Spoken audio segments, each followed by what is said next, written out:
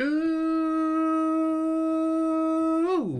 what's up, Internet? My name's Nerdy. And I'm Clarus. And this is Heated. Gay.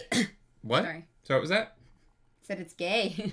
This is Heated Rivalry, Season 1 spoiler chat. Yeah. We are here at the start of a moment.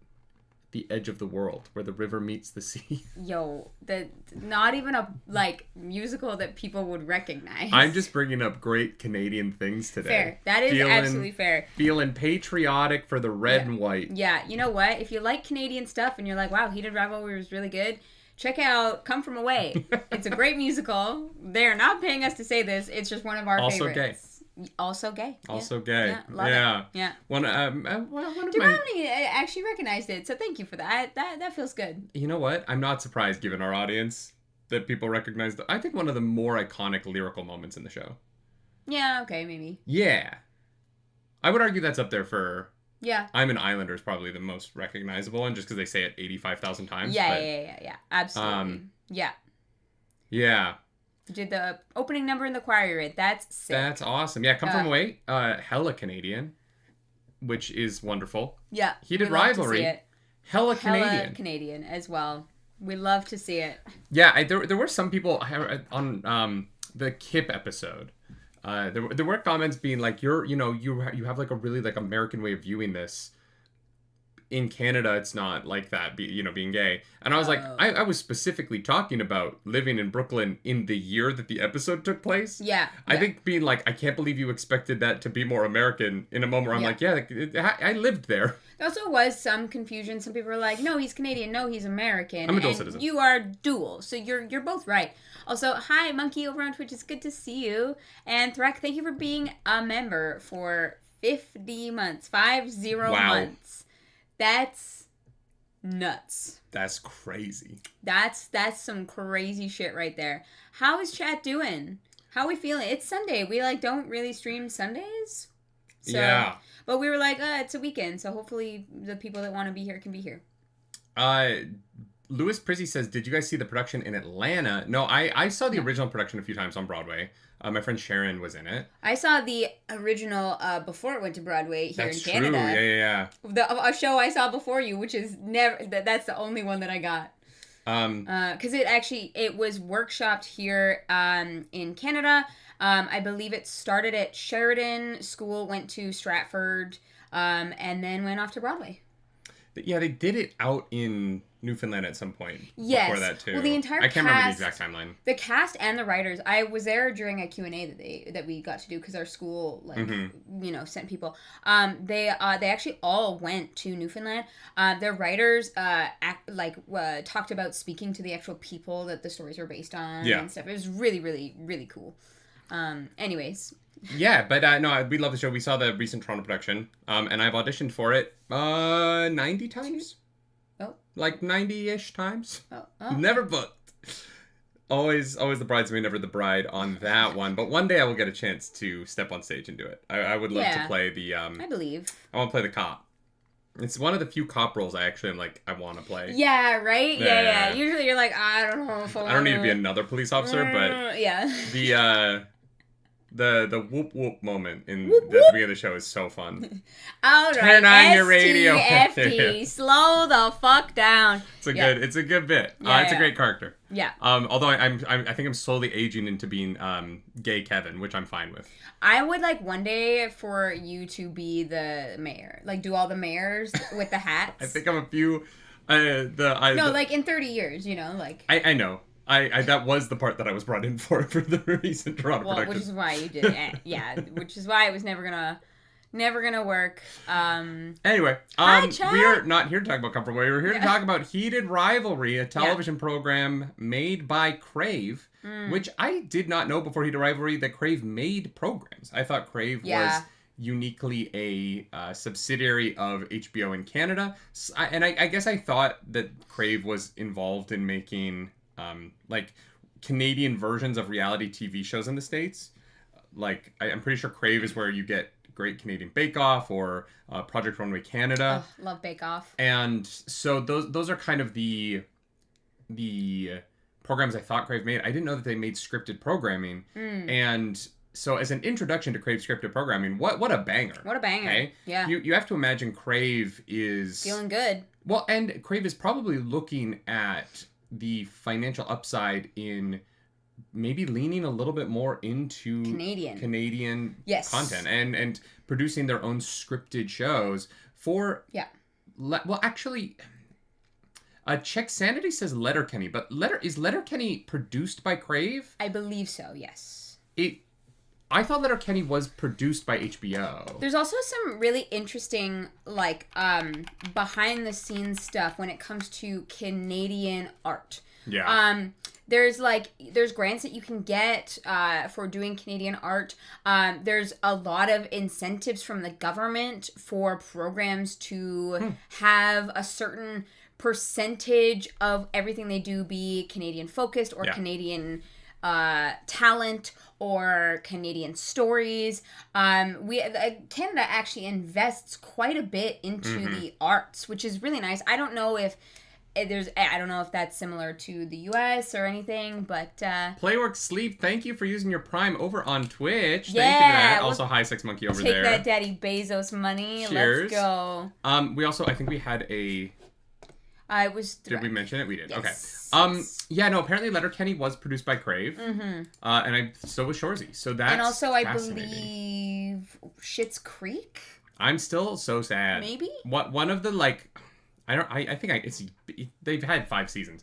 I auditioned for a lead role on Shoresy before season 1. And I had never seen Letterkenny. And so I didn't really know how big a deal it was. And I'm still, like, to this day, I'm so sad I did not book that job. Yeah, I know. Like, I know. if I could have, granted, we would have, like, had to have moved to Sudbury. It would have changed our whole lives the last 5 years. But it was one of, like, it was one of the first auditions, like, coming out of COVID. Yeah. Was, yeah. I ended up... Shoresy audition. I ended up being on Shoresy. Yeah, you worked on Shoresy. They're in technically 2 episodes, technically. But I was just a little... special skills background. Sorry, Schitt's Creek is CBC. That's my bad. Oh, interesting. Yeah. Same with Canadian. Kim's Convenience, right? Canadian as well. Yes, very Canadian. Paul is so lovely. We were blessed to have gotten to meet and hang out with him several times. But thanks for I'm glad you like my outfit. Thank you. I wanted to wear blue today, and I was like, yeah, that'll do. It will do. That'll do. It's a little distracting, but, I'll survive. Oh, my God. Yeah. I see him all the time. Yeah, you're so distracted. Jesus Christ. Yeah. I really hope this is a push for more Canadian content to be made. Well, and part of the reason for me is that, like, a lot, as an actor in the space, a lot of the stuff that I'm auditioning for shoots up here, but is American, and the majority of the actors on set are flown up, right? Yeah. And, I'll be honest about, I was on a TV show called Cross on Amazon Prime, and you can go watch it. I'm very naked. I'm so sorry about that. And I got that part, and it's like one of the few parts I've auditioned for in Canada that wasn't an under 5, which just means you have less than 5 lines. Yeah. I have more than 5 lines. I have, like, a long scene. It was really fun. 2 days of filming. Yeah. And the reason why that I had the opportunity to audition for a bigger part and they didn't just fly up an American actor, even though I am an American actor, which makes it all very complicated, is that the nudity meant that it was going to be too expensive. Yeah. And so it was cheaper for them to hire a Canadian to be naked in this part than an American. And so I got an opportunity at a larger role. Yeah. Right? And the frustration there is that because so much of I just worked on another Amazon Prime show that'll come out probably in 2027. Yeah. And I have 1 line. And I'm grateful for that line. It's going to be really cool to be a part of that show when we can announce it. It's going to be sick because it is something we will react to. Yeah. And so, like, that's fun. But the availability of parts to Canadian actors on the American productions is so limited to it's very frustrating. Small parts they don't want to fly someone up for. Yes. And the majority of the actors on these sets in Canada are Americans. Yes. And so Crave and the work that they're doing to make these shows, Canadian, is giving opportunities to Canadian actors who I think deserve it. Like, I think yes. I think that there's a lot. We work hard. Yeah. We deserve some recognition. Tammy in chat says they're glad Jacob went with Crave and fought to stay true to the vibe of the books. An American studio would have ruined it. I think that's definitely possible. Well, especially the studio that wanted them to have one kiss in episode 4. Yeah. Hilarious. Please. No, I think that there was a lot of love and a lot of care that went into making this and making the right decisions and taking it to the correct studio to let it be what it needs to be. And I think so much of film production, you don't have this problem as much in theater, but in film production, the producers you are working with influence so much of the vibe. And the reality of it is that you are kind of beholden to what the producers want it to be. Yeah.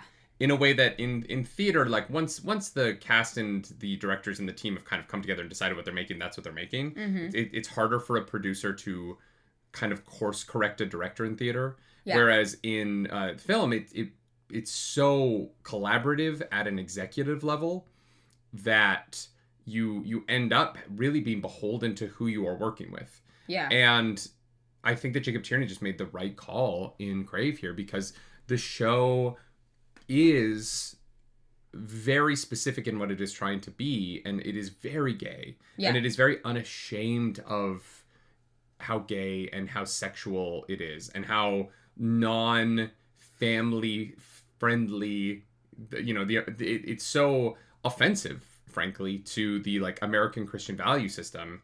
And it is allowed to do that. Yeah. In a way that you see more in European art and in Canadian art. And, American art is so sanitized against anything that isn't violence. Yeah. And anything that isn't sort of basically, if it doesn't feed the propaganda machine of Americans viewing, violence as the manner through which they exhibit their rights, they don't want it in their programs. Sexuality is bad, but violence is great, because violence is how America is the best. Yeah. And they've won every war, actually. Did you know? They haven't, but... Did you know, actually? But even, like, people are having the debate now because of the war in Iran of, like, does Israel have a right to exist? And that Ta-Nehisi Coates, who's a brilliant, a much smarter person than I am, had an incredible point about it being like, there is no such thing as a right to exist. All countries exist through force. And that is the acceptable way to make American content, is you work with the military. And, Marvel does it. And, Transformers did it. And that is what we do. Yep. And yep, for sure. When you get outside of sort of the Hollywood system, you get more of the room for stories to be about how we exhibit rights in other parts of the world, which is through sexuality, which is through different forms of family, which is through kind of other experiences. And I think that for this show in particular, in order to tell the story that they were trying to tell, Jacob Tierney had to get out of the American system, because they would have asked for it to be a very different show. Absolutely. And it's a very tough sell in the States to make gay content. Yes. And I think one of the most incredible things about art is that it is influenced by the people that make it and the structures that they either adhere to or stray away from. Mm-hmm. I think that sometimes makes for bad art and suppressed art, unfortunately. But I think sometimes it leaves room for brilliance. Yeah. Right? Because this story would not be the same if another producer or another director or another writer had done it instead, right? And that's always my favorite thing about art is, like, there are so many millions of stars that had to align for us to get the thing that we got. And I think that that's really cool. Well, and I think that if the story was told in the States, like, one of the differences would be one of my favorite things about the show, which is that there is so much fear of homophobia in the show. Yeah. And there's so much holding back our emotions because of the fear of homophobia. Yeah. But we don't, as the audience, have to watch traumatized gay people. Yeah. Whereas so much of the argument in American media, even for leftist ideals, like, being kind, is made through enduring violence. Yeah. Right? So much gay media in the States is filled with... And I talked about this in our reactions. Yeah. I don't want to watch the scene where the gay kid goes into the alley and gets beat up. And then the audience learns that gay people are okay because look at how he was beat up. And look at the trauma he overcame. It's so much American media, right? Yeah, You see it in blaxploitation films or in slave films for, black rights, that black people deserve rights. And the way that we show that in American media is by telling the audience, hey, look at what they have to put up with physically. Yeah. And so much of the argument for sort of social progress is made through demonstrating violence to the audience. Yep. And it gets tiresome. Yep. And I think that this piece of art, having the audience and the production live in awareness that that kind of violence exists in the world and is frightening and does live as a weight on the character's shoulders, but without forcing the audience to experience that trauma. Yeah. I think is a really beautiful way in which this series plays out. Yeah. And it allows for the series to be very healing, right? Yeah. Over the course of the show, I was expecting those scenes. And what a fucking, relief at the end when the credits started rolling as they were driving away. I was like, oh, I didn't know that I needed that, right? I kept expecting for something, really terrible and awful to happen, and it didn't. And that's really, I think, what makes this show truly special, because I feel like I can go back and rewatch it and just experience the joy. And, I'm not saying they don't go through hardships, right? There is that navigating who they are as people and how that interacts with the rest of the world. But it's never I'm never oh, I got to watch the scene where they, get beat up in the alley or whatever it is. It's so much more joyful than that. And I love that. There was a question in chat about if we had visited any of the shooting locations. Not intentionally. We've definitely been to some, but I have been in that Hamilton tunnel before, because I've been to Hamilton a few times. Which apparently that tunnel is now just all Heated Rivalry graffiti, which is really awesome. I would like to go see that. And I think someone was saying you can book the cottage on Airbnb or something. Wait, really? Is that real? Because if that's real, chat, that would take my boyfriend. Please do, and then send me videos. That would actually be something that I would do. That, first of all, that location is stunning, but also being there would be unreal. Yes, it's real. You can book it, and it's affordable for now. Well, okay, that's $248 a night. Okay, so we need to book it. We need to book it now But it's booked until February 2028. Okay, we're going March 2028. And they're still only selling for $248 a night. That's crazy. Yeah. Deuteronomy says he went to Hamilton on purpose. Yes, unfortunately. For the same price as their jersey numbers. That's so funny. Actually, that's the... $24.81. That's very funny. That's so funny. Crazy. We'll have to look into that. Yeah. It's in Muskoka. We were just at a cabin in Muskoka. We might have been on the same lake. You never know.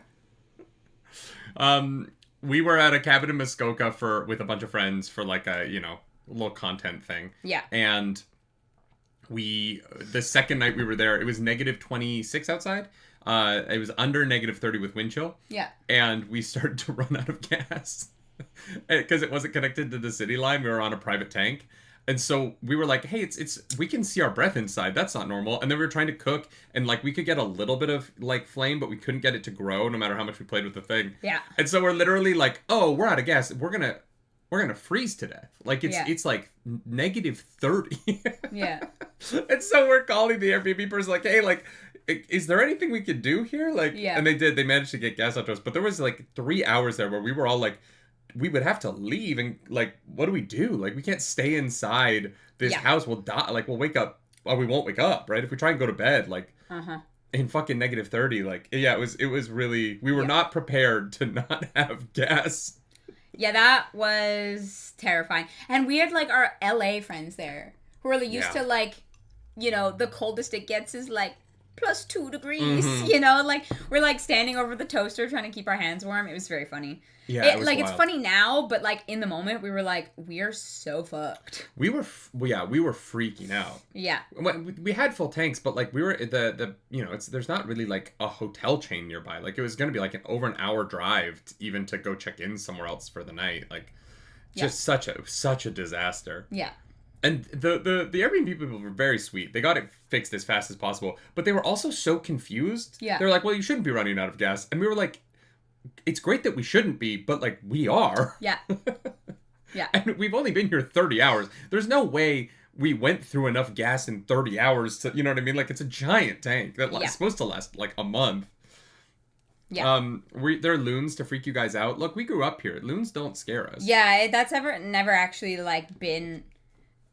I don't think that's ever scared me. That scene is so funny though. Oh my god. That scene is so fun. Like I was actually freaking out. Yeah. Yeah. I was actually like born in that region. Yeah. Of Canada. Like I was born in Aurelia, which is very close. Like.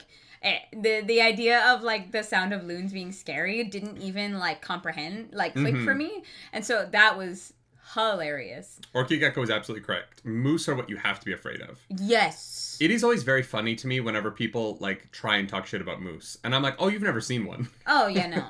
you think you would survive that encounter? Please, I would rather take on a bear. Oh, I'd rather take on 5 bears. Yeah, 10 times out of 10. Not take on. I would rather be in the presence of a bear than a moose. Because a bear, there's a decent enough chance the bear will just walk away. Yeah, true. Bears are more likely to just leave you alone. Moose are evil motherfuckers that will take you out. Yeah. If you meet a grizzly, you play dead. You just lay down. Yeah. You're not a threat. The problem is if there's babies there, you're already dead, so don't worry about it. But if there's a moose, you're just you're fucked for fun. Whereas bears, you're fucked if there's a reason. Yeah, and like that is the fundamental difference. Yeah, if you see a grizzly bear, you play dead. If you see a black bear, you get real big and you make a fuck ton of noise because they're little chicken shits. I also think people don't understand how large moose are. Like I think that people think moose are like the size of a deer, and then you see a moose and you're like, holy fuck. Yeah. If that was a carnivore, I don't know. I don't know what we do. I don't know what we extinct. Do. Yeah, we would have lost. Yeah. Yeah. Orca versus moose is a real thing. Oh, God. Yeah. The moose across the water. Yeah. Mm-hmm. Moose scared the shit out of me, man. Mm-hmm. So, we're here to talk about Heat Rivalry. How do we want to handle this? We didn't really talk about how we were going to structure this. No, we didn't. I thought we'd just hang out with chat. All right. I think that there's been a few comments now, so we should touch on it. Chat wants Nerdy to audition for the show. Yes. Which that's very sweet. It's lovely. I don't know if you don't know how casting works. We have literally no control over whether or not you can get in those rooms. Yeah. I mean, I'm 100% sure my agent submitted me. Yeah, probably. No, I'm 100%. Like, why wouldn't she? Yeah. But like, you know, if I don't get an audition, I don't get an audition. Like there's not unless one of you has Jacob Tierney's phone number, like there's not a lot that we can do. And honestly, if like people started to share our stuff to the team, maybe. But if I did it myself, it's a bad look. Yeah. This is one of those things that I will message the only time I message actors I don't know is if I see them start to try and at the production team themselves, it's a real bad look. Yeah, it's not cute. It's not cute. And or like the people, oh my god, that fucking cosplayer for Ace did like a 2-year campaign where he posted every day about auditioning, about being Ace in the One Piece, and then he crashed out when Jolo got it, the Blue Beetle. Yeah. And because he never even got an audition, and it's like, dude, you're not a professional actor. I don't know why you thought you were going to get an audition. Yeah. You're posting that you kind of look like Ace on social media. Like, that's not the job. No, it's not a lookalike role. But and honestly, if you're doing all that work yourself, it can come off like very... especially for a show like Heated Rivalry that's recently just blown up. It can come off as like clout chasing. Yeah. 100%. Yeah. I booked a role because the team had seen some of our reactions to it. So it's not sure, but they reached out to you. You didn't reach out to them. No, exactly. So I'm saying it's not unheard of, but it's not really something we can do. We can't be like, hi, look at our shit, please. Like, so who knows? We shall see. I don't even know when the plan is for them to start filming or auditioning for that. So Okay. All right. Yeah. Yeah. Yeah. And so, I'm open to it, and I will definitely tell my agent to submit me, and I would absolutely love to be a part of it. Like, obviously, in a heartbeat. Blue says what you're saying is I should create a bot that spams your reactions to the production team. I mean, if you want, sure. I just don't want to. I'm not going to be involved in that. You know what I mean? I'm not going to be involved in We're gonna say messaging no. them. You guys can message them all you want. Yeah. And if that leads to something, that's amazing. But yeah, I've been in the industry a long time. And it's a weird fucking industry. I'll be honest. There's a lot of unwritten rules, and yeah, I am just really careful about coming across professionally. Like, I've now worked for Amazon Prime a few times, right? The casting team at Amazon Prime has shown that they like me. They have heard good things back from productions I've been on and are trusting me to keep auditioning me for bigger projects. I recently had my first ever audition for a series regular, and it was a huge part. And it was the same casting team that cast me in Cross, and the same casting team that cast me in the show I filmed last year. And I just take pride in the fact that I am known to be a professional. And that's it. That's just where I'm at. I've been in the industry for 27 years. I've been doing this for 27 years. Yeah. And I don't know. I would love to do it. I would absolutely love to do it, but I want to go about it the right way. Yeah. And that's complicated because we are also social media people, and that's like yeah, that line is a little weird, and so we try to be as mindful of it as possible. Did you just hurt your own feelings? Yes, sex monkey. Yes, I did. Did you? Yes, correct. How were you acting in the womb? No, I started when I was 6. I started working mostly as a singer, mostly as like a gig singer, singing national anthems for things, or making money. My parents were like, "Hey, we'll pay for everything in your life, except like we're not going to buy you video games unless it's your birthday.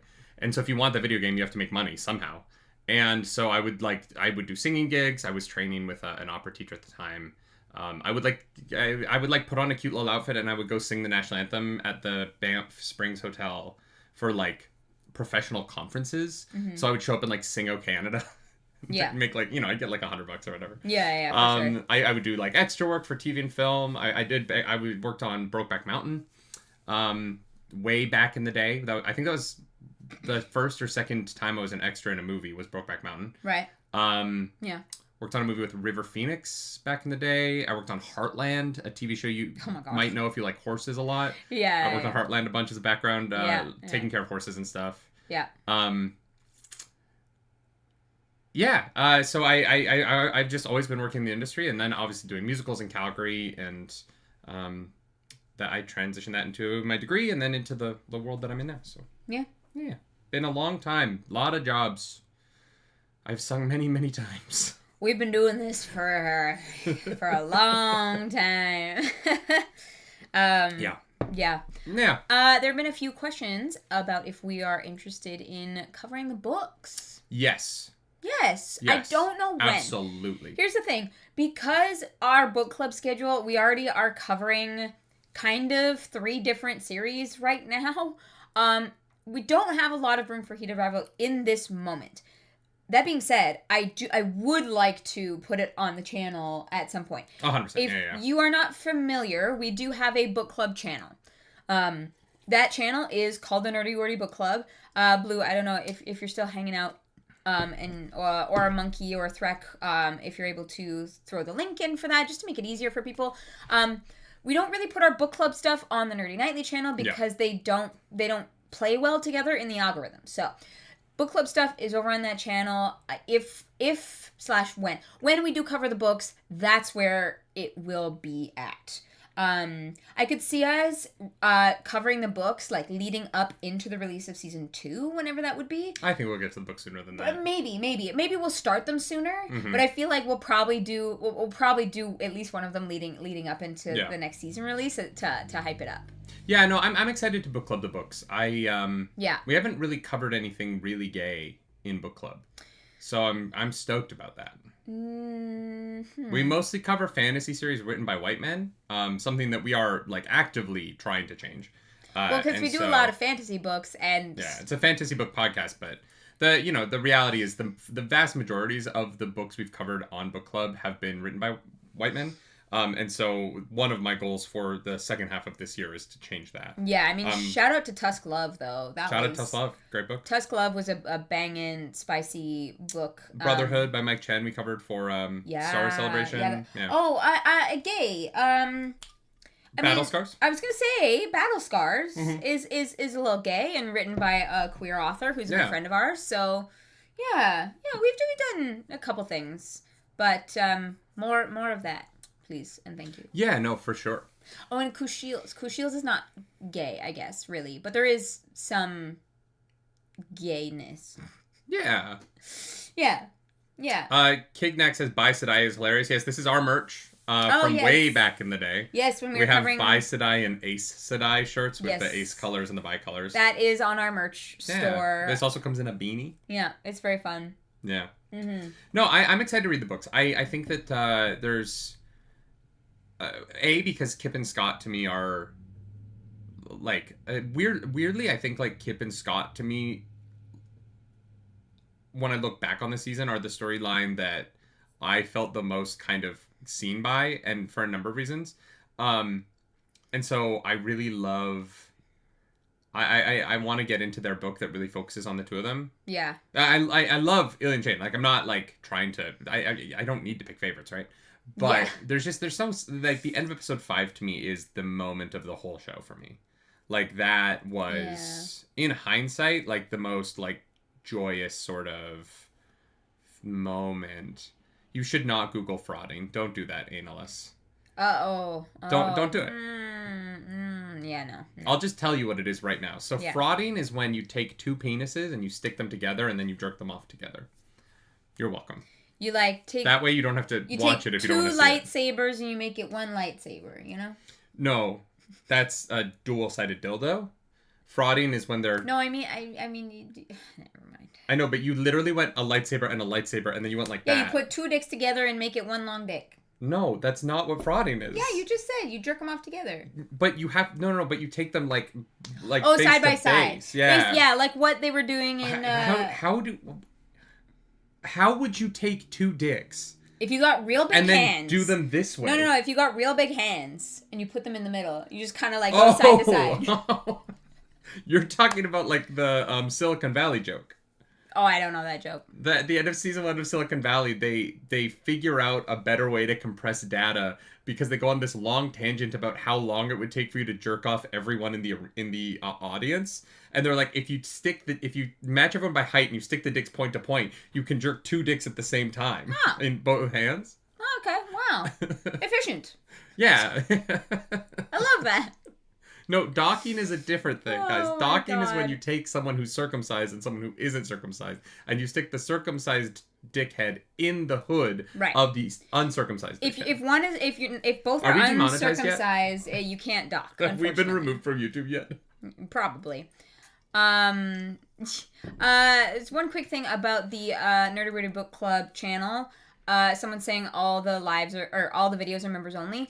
It's because we live stream our book club. Yeah. So there's separate tabs. All the videos that are on there are the commissioned audiobook reactions. Yes. All of our book clubs, we do live. We do live every Friday. Yeah. We sit here, we say random ass shit for 3 hours every Friday, 11 a.m. So you just have to go to the live stream tab when you're on that channel. But the audiobook reactions are for members and patrons. Yes. Yeah.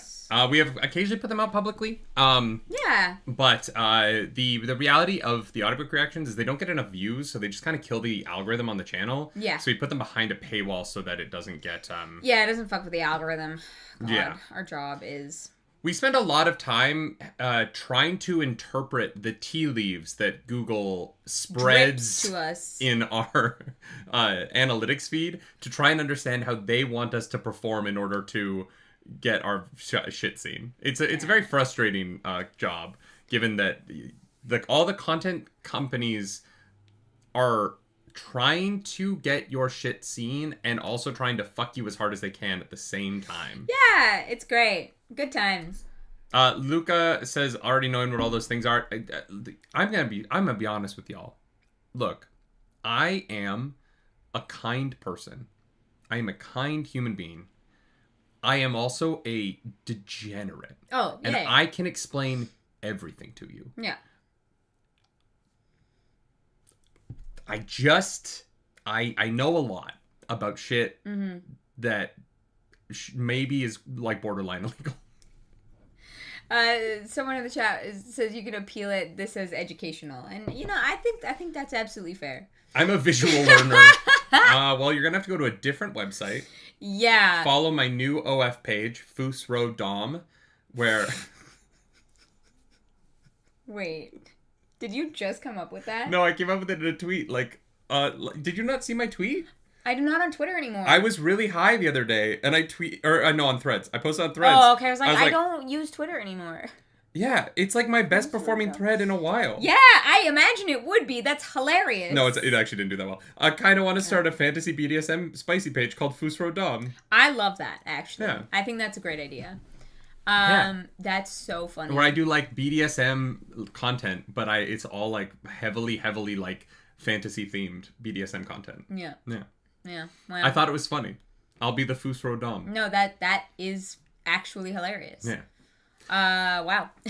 We need you to do an intricate ballroom dance perfectly. No one tell you which dance and there will be no music. The algorithm probably. Yes, Sex Monkey. That is exactly what the algorithm That is what the algorithm feels like, unfortunately. We are doing our best. Can we talk about the show kind of in can we go back to episode 1? Do you want to unwind? Can we just talk about episode 1 for a minute? Absolutely. I love so much the way in which this show taps into, in episode 1 in particular, a very gay experience, which is... getting sweaty at the gym. No. Yes. Which is just being in a gym with another man, trying to figure out whether or not they're into men or not. Mm. And it is a unique thing because straight dudes at the gym are so fucking gay. Straight dudes at the gym are just the gayest version of themselves. Yeah, because they're showing off sometimes. Oh my god. And they might be ogling women, but what they're at the gym to do is impress other men. Right? Oh. It is all a masculinity ritual in the presentation of themselves to men they want to be impressive to. Mm-hmm. And I would argue most straight dating, unfortunately, because of the culture, in North America at least, is men trying to acquire a accessory that makes them impressive to other men. And that is why they're attracted. They don't even like women. They don't like women. Yeah. They don't. They just straight up don't like women. They just think that if they date this girl, their friends will think better of them. Yes. And so they're trying to acquire the labubu, right? It is straight men labubus. Is the girl that they think makes them seem impressive wow. to other men. And so when you are a man attracted to other men and you are at the gym, you are watching this performance ritual that is so much closer to how gay men pick each other up at the club than the gym should be. Yeah. Because the gym should be about personal improvement. But you watch these straight dudes, and for so many of them, it is about the experience of besting other men at masculinity.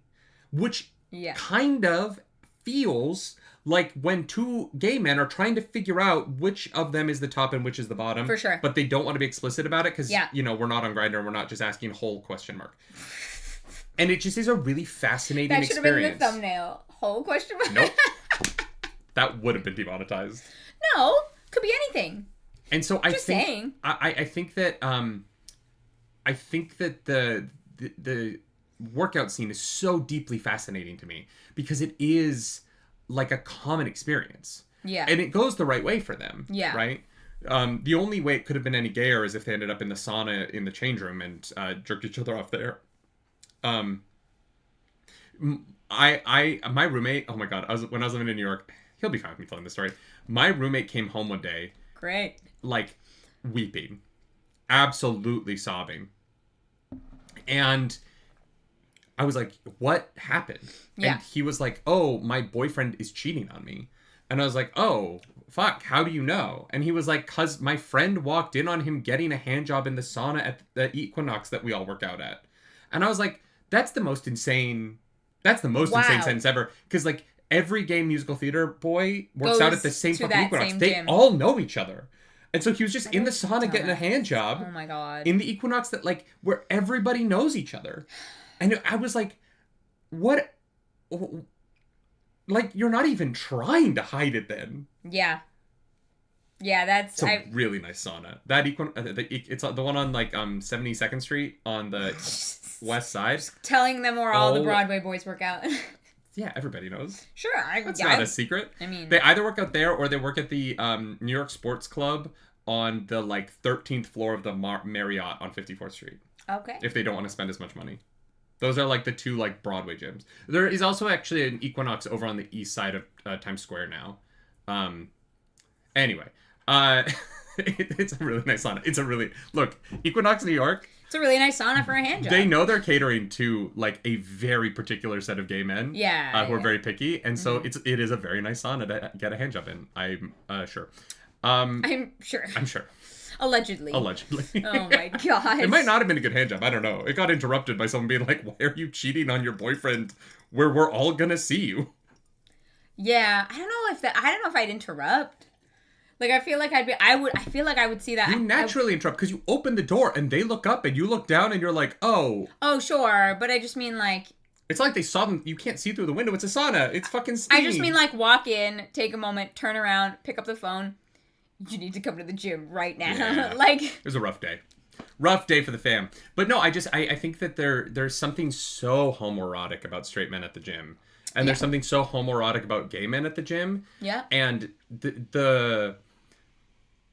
when it finally gets to the point where they pass the water bottle, and because I don't think Ilya knows until their fingers touch. And then he clocks and he's like, yeah, no, I was right. I fucking knew it. Because if Shane was straight, he would have reached for the top of the water bottle. But he didn't. Yeah. He reached for where Ilya's hand is. Yeah. And it's such a good move by Ilya. Like, what a fucking, like, player move. Yeah, to put your hand where there is room to reach above it. Yeah. But the natural place to grab it is where your hand is. And so is he uncomfortable with where your hand is?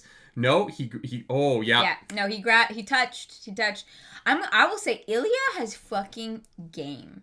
This man... like is A plus tier, not at communicating, but at everything else. Yeah. In terms of like sussing out a situation and like knowing where the like flirt lines are. Yes. Like, cause that's like some mental gymnastics. It's like, oh, if I put my hand here on the water bottle and I reach over and then he touches here on the water bottle, like what does that mean? What percentage gay implication is that, right? I still have a problem with going to the gym without headphones, but that is because I actually don't go to the gym to hit on people. I go to the gym to be alone. I hate not having headphones. It drives me bonkers. And even when I have headphones in, people will be like, and I'm like, eat shit. Get wrecked. Oh my God. You can link my IMDb page. It's public. Like, I'm not. Oh, yeah. I'm proud of it. You know, it's not as full as I would like at my age, but whatever. We've been busy, okay? Nothing I can do about that. We've been very, very busy. I'm also, like, I'm a theater actor. I love film and TV, and it's more of what I do now, because I just don't have the time for theater, but, like, my career was on stage when I was working full-time in that industry. And nowadays, theater doesn't pay enough, just realistically. Yep. There's theaters that I worked for, like, 10 years ago that their contracts have... If they're union, they've gone up by like the minimum amount necessary, but they basically pay the same thing now that they did 10 years ago. It's really crazy. And I'm like, I don't know. I barely could afford to do it then. Yeah. I don't know what the fuck I would do now. Yeah. And I was always poor back then. Theaters doesn't pay well, notoriously. Oh my God. I haven't looked at my IMDb page in forever. Oh, you're opening your own IMDb page. I am. Oh, wow. Oh, it needs so much work. That's the headshot you have first? Do we not have a bearded one of you yet? This is my headshot from 2018. Yeah, no, I know. It's like... Damn. Yeah, this needs to have some effort put into it. All right. Yeah. Yeah, wow. Free the nipple. Free the nipple. Hell yeah. Wait, scroll down. Yeah. Oh. it says spouse on there. I did not know that was. Oh my god, a thing on IMDb knows we're married. It does, yeah. Alternative names, Nerdy Nightly. That's so funny. Nickname Nerdy, yeah. This is fascinating because somebody has updated this because it isn't me. Yeah, I was like, I don't know. I don't think you did that. No, I wouldn't have put that we're married on IMDb because I don't know that because I would have talked with you about that first. Yeah. Huh. That's so interesting. I love that for some reason charity trademarks long red hair. Also, under your personal details, we're not married. Yeah, no, yeah. But under my personal details, we are. That's so funny. That's so funny. Also, if you go back to my scroll up for a second, it lists Charity Heart for me, but not for you. It also says it's upcoming, but it released as a TV miniseries. Wow. Do I have it in like a IMDb? Okay. Upcoming? No, I have it as well. Oh, you do have it there. Yeah, you're right. Charity Heart's there. That's actually I didn't know Charity Heart was on IMDb. That's actually really cool. Thank you, Critical Role, for that. Yeah. We should honestly be putting up our actual plays as web series on IMDb. That's something that we should be doing. Oh, right. We should do that for our next show. It's a one-way consenting marriage, a new one. No, we're definitely consenting in both directions. In every direction, pretty much. Yeah, we're just it's not really a one-way marriage. It's a multi-path marriage that welcomes other people into it. We don't exclude, you know. We're very we're not exclusive. Very that's for sure. Very friendly. Yeah. Wow. Anyway, sorry. I hope you enjoyed. We read our own IMDb page for a second. Yeah, that was wild. I haven't looked at these forever. I also, know, I don't know what. So weird. I'm gonna be real honest. I don't know what Absolution is. There's an upcoming project on my IMDb page, and I don't know what it is. I think it's on mine too. Oh, it's Ali Short about the cannibals. Yeah, that didn't come out. Yeah. Is it just going to be an upcoming forever? Might be, yeah. That's so wild. That's hilarious. I love that I was like, I don't know what this is. Yeah, no, that's, yeah. Anyways, wow. Tabby Lava Lamp says, I really need to watch a show, but it being about hockey players keeps putting me off. I wouldn't worry about that too much. They don't talk about hockey nearly as much as I want. I think, I understand your concerns. And I will address them as someone who, if you told me to watch a hockey show, I would have laughed in your face. I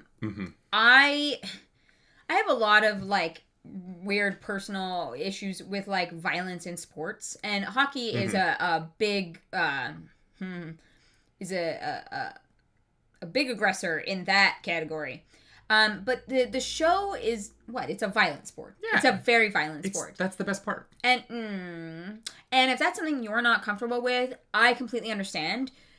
Rest assured that in this show in particular, it's not really focused on the hockey as much. They're not super violent. Yeah. On camera. There's one moment of hockey violence that is not intentional, but it's an unintentional moment on the ice that leads to Yes. And so if that's where your concerns lie, I completely understand. I enjoyed the show immensely, despite also sharing those concerns. So give it a shot. If you're not feeling it, you're not feeling it, and it's not for you. Totally understandable. The hockey is like, I don't know. I feel like in a way the foundation and less of the actual story. Mm-hmm. Yeah, it's. And look, this doesn't take place in the real world of hockey, right? It is a heavily fictionalized world of hockey. Yeah. And in that, it's safe from you having to care about the hockey. You don't actually you don't really have to care about the games at all. I wanted to. I really wanted to. Okay, I was really excited for tension to come from their playing careers more, and it just never happens. No. Going back to talking about episode 1 as a whole, your title for that episode really upset somebody. Dude, that guy was so crazy. I hate to say that, but like he was off his fucking rocker. Yeah. No, for those of you who don't know, our episode 1 reaction was titled not enough hockey or something like that. What did we call it? I'm pretty sure it was that. And it was meant to be as a joke, referencing your talking at the end, being like, but what about their stats? You know, yeah. You know, it was not meant to be serious in that this show should be less gay, more hockey. But someone did take it very literally and infiltrated our Discord, I think 5 times, They had to be banned from our Discord 5 times. They messaged me on my OnlyFans. They messaged both of us on our Instagrams. Yeah. To scream at us for our video title. And so I just wanted to say we will not be apologizing for that. Mm-hmm. This is the internet, and people make jokes. So clearly, everyone else in the chat got the memo. So I don't think anyone else is upset with us. I feel like if you watch the video, if that person had watched the video and realized that I was queer, the problem was... No, they said you're lying. They said you're lying because you follow women on Instagram. And honestly, fair, kind of, right? Like, if you look at who I'm following on Instagram and you consider me to just be a man divorced from my work, right? You would look at my Instagram following and be like, I don't know how his wife puts up with that. He's following every single naked woman on the internet. What he's misunderstanding about who I follow on Instagram is that I know all of them. Mm-hmm. I have shot their nudes, right? Like the reality of my Instagram following list is if you're scrolling through and you're like, this is a who's who of every OnlyFans girl. Yeah, what is this Gooner follow list? I don't subscribe to their OnlyFans pages. I make the content on their OnlyFans pages. Yeah. Like I've been a professional photographer for 12 years. I've been taking nude photos for models to sell on their content sites for over a decade, since before, twice as long as we've been together, right? And so like, I follow a bunch of women because I worked with them. And like... You're also bi. Well, yeah. But I don't follow a lot of hot men because I don't use Instagram to like goon. Yeah. And just that I really only follow people I've met. Yeah. And so his whole argument that, and calling them, what was he calling clitorises? He was calling me the clitoris and you the breeder. Yeah, which I was like... Yeah. Which was also funny to me because when I hear breeder, in my mind, I'm like... Oh my god. When I hear breeder, in my mind, I think of a bottom who likes to get cream pied. Yeah. You know what I mean? Like, I don't think of that as like a straight thing. Like, I don't know. I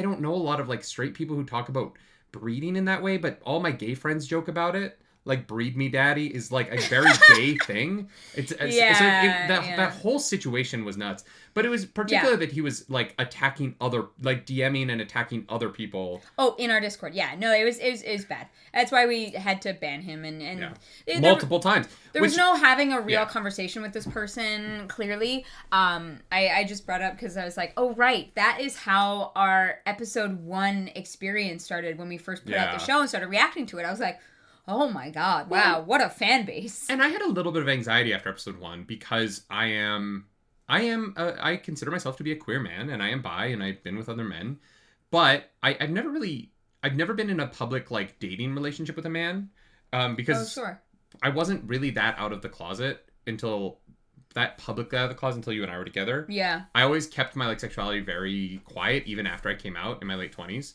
and I'm a bisexual man, but I'm in a or pansexual, you know, I use bi more often than pan, but I came out of episode 1 going like, oh, am I not publicly queer enough because I'm in a very straight passing relationship? Mm-hmm. Is there going to be backlash about my reacting to these episodes and having the feelings that I do about the men in these episodes? And, you know, if you watch my later reactions, like, I have some very, very strong reactions to some very, like, specifically men coming out of the closet moments. Yeah. And for me, I did have a little bit of anxiety about that. And that person did kind of lead to more of that for me. Because I was like, oh, like, is he right? Like, am I not gay enough to be having this experience publicly? Yeah. Am I taking away something from the community by doing this on camera with a woman, right? Yeah. And yeah, I love you, and you are also queer, and I'm not denying your experience of that as either, but it was just one of those moments where I had the feeling of like, maybe I'm not doing the right thing for the culture in putting out our videos in the way that we did. And then by the time we got to the conversation at the end of episode 3 and kind of the reaction in the comments to our conversation at the end of episode 3, I was like, no, I think it is right that we're doing this.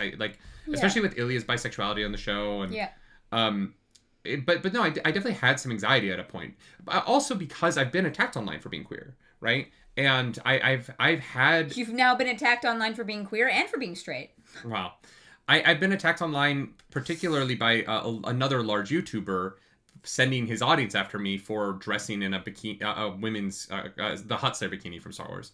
And there was a part of me coming into Heated Rivalry reactions that was a little bit worried about the backlash some people might use these reactions as an opportunity to attack me through. Yeah. Because it's happened before, and because I've been, sort of called a lot of slurs on Twitter because of other experiences, and the way in which there are the people who don't like me online for my leftist sort of extremist political views in sort of...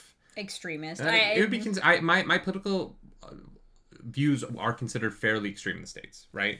I guess, which is just hilarious, because if you take away the like social elements and you really come down to the actual like political and economic elements, I feel like we're pretty center. Like, it's just funny how those spectrums relate depending on who you're talking to and where you are and what they believe. Like, sure. It's just funny. Sure. I think that there are people who have in the past attacked me, and I was a little worried about so publicly putting out reactions to a show that might open the door to more attacks. Yeah. And thankfully that didn't really happen. We didn't really get sort of the slurs and the slings and arrows of homophobia. Outrageous fortune. Sorry. What? You said slings and arrows, and outrageous fortune just fell out of my mouth. I'm so sorry. No, I mean the slings and arrows of homophobia weren't really like thrown our way. 100%. I don't know why. I'm not even that big of a Shakespeare fan. It just fell out of my mouth. Yeah.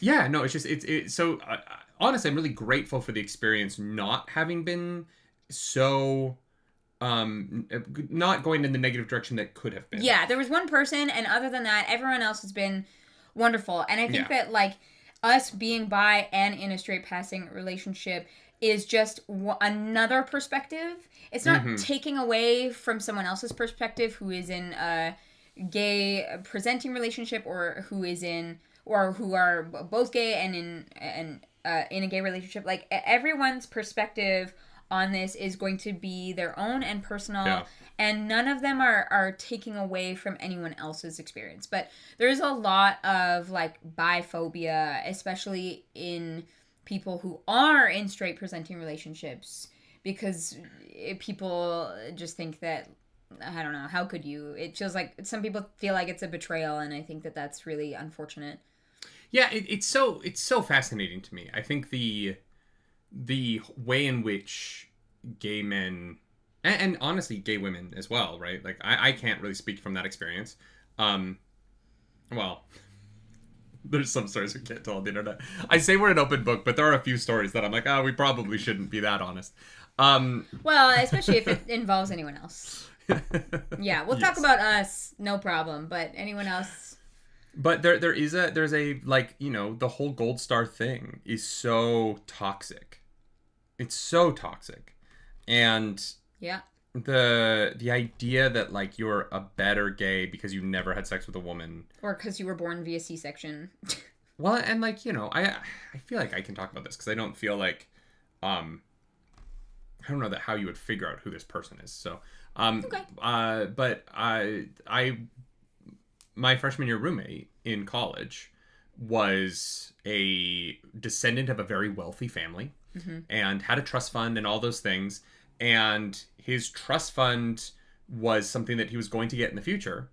And he was, despite having everything in the world and all the money and everything, he was an incredibly depressed person and was really struggling. And it was a very difficult year. And the reason for that was that his family would disown him if they found out he was gay. And so he lived his life in a very careful way that was eating away at him. And I watched him go through that, right? Yeah. I watched that experience kind of tear him apart.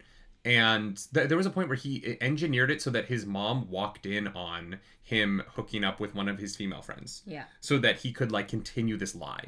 And I watched that lie become sort of the center of all of his problems. Yeah. And it was really difficult, especially because I was in the closet and he didn't even know. Yeah. Like he thought he had this straight roommate. And it was, when I look back on it, there's so many ways I would have do it differently. But one of them is that I wish that I could have been out, so that I could have been there for him in a better way. Because I don't want to get too deep into it, because this story is very dark. And there's elements of it that I just... Yeah. But there's I went above and beyond. Yeah. Is what I will say. I did far more than the school wanted me to do. And I still feel like I could have done more if I had been out. If I had been living more authentically, I could have been better for him. And I do regret not being able to provide him with that comfort. Or it might have made things worse. Like, you can't know that, especially because you're in a roommate situation, right? Him being like, oh, I'm also, like, in a room now. Like, my roommate is, like, a queer man. Mm-hmm. What is my family going to think about that? What do people think that'll say about me? So, you know, you putting on that, like, guilt, I think is very you, and also completely unfounded. Because you don't know how that would have affected the situation. And I do think that maybe there are situations in which, like, if you were out, like, they would have maybe gone differently. And I think that is a conversation. But, you shouldn't be shouldering that, because you don't know if it would have made anything better at all. Well, and, you know, honestly, what's so fascinating is I feel like if I had a different roommate, I feel like I might have come out sooner than I did.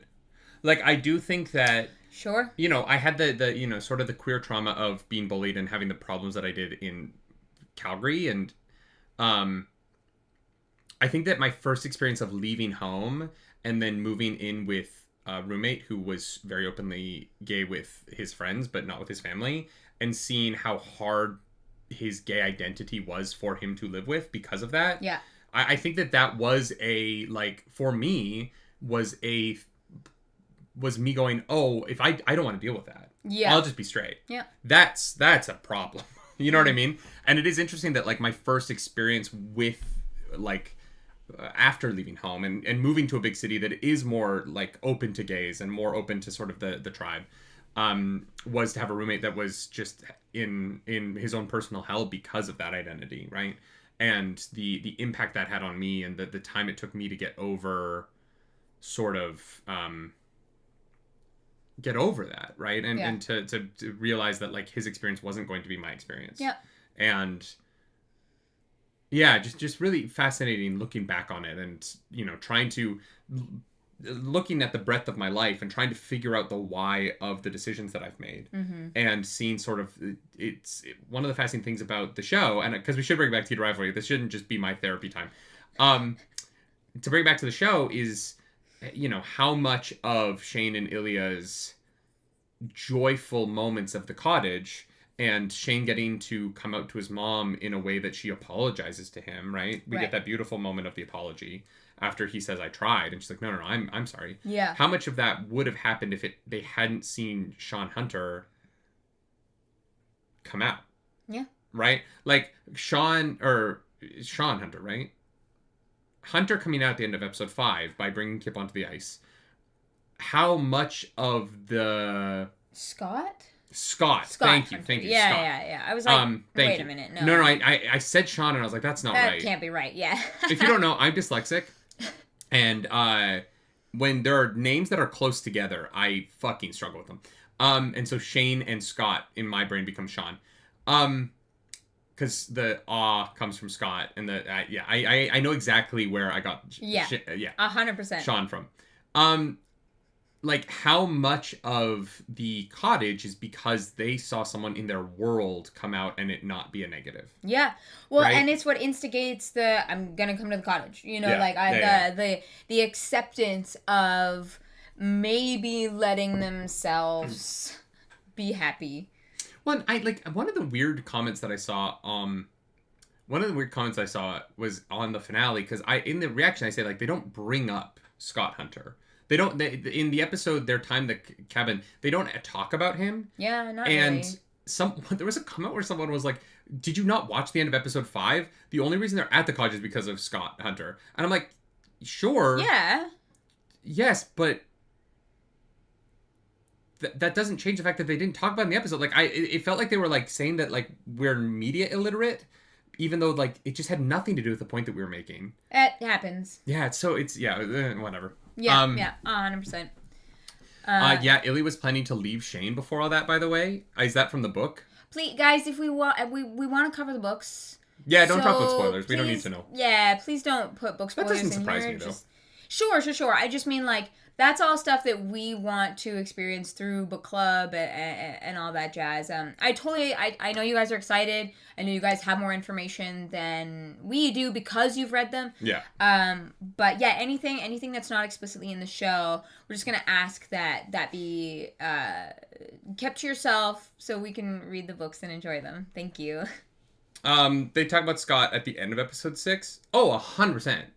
The moment that the person in the comments was responding to was something that I said in the middle of the episode. It was just an odd like, which also happens all the time. I was like, it's weird that they haven't talked about him. They've been together for days at the cabin. Yeah, it's just one of those weird people comment on something that you just say that is just true. Like, they didn't, I don't know. It doesn't matter. We were expecting like tragic fallout from this, right? Because again, we were sitting there during the show being like, where's the trauma going to come in? And it wasn't that. And I loved that choice. But we kind of expected the beginning of episode 6 to start with, like, Scott having to deal with the negative repercussions of this. Yeah. Well, I expected Shane and Ilya to be looking at Twitter, being like, oh God, look at the response to this, right? And so, because that's just where our expectations were, that's why we commented, because it wasn't what the show was doing, and in a nice, refreshing way. Well, and the fact that the episode opens with Scott's MVP speech. And in it, he's like, it's been a crazy month, and not like, yeah, and that's it. You know, it's not like the sad truth of it is, in the real world, we just know how it would go, right? Mm-hmm. There would be a bunch of people in the queer community who would be upset with the NHL for not doing more to protect the players, even though every time I see people complaining about companies not protecting people from the internet, I just am like, what do you want Disney to do? You can't, yeah. Like, whenever people are like, I cannot believe Disney didn't do more to protect Rachel Ziegler when they cast her Snow White. And I'm like, do what? The internet sucks. What is the idea that Disney's going to mute people's accounts? Like, I never really understand what the expectation of these companies is in terms of protecting people from behavior that has, like, the company can protect them within the company, but like, but what are they going to do on Twitter? You know what I mean? Like genuinely, like, what are they going to do? I saw someone be like, I can't believe Crave isn't doing more to protect Hudson from comments online, and I'm like, if Hudson picks up the phone and looks at his Twitter, like, Crave has nothing to do with that. Yeah. They're not his minders. They can't control his socials. Like, I don't understand what the thinking is in terms of what the expectation is that these companies are going to magically fucking change how people engage online. Like, I don't get it. Yeah. Like, I don't think there's any value in Disney being like, hey guys, don't be racist. Look, Disney has many failings. But, like, let's actually focus on stuff that they can change and make a difference on, you know?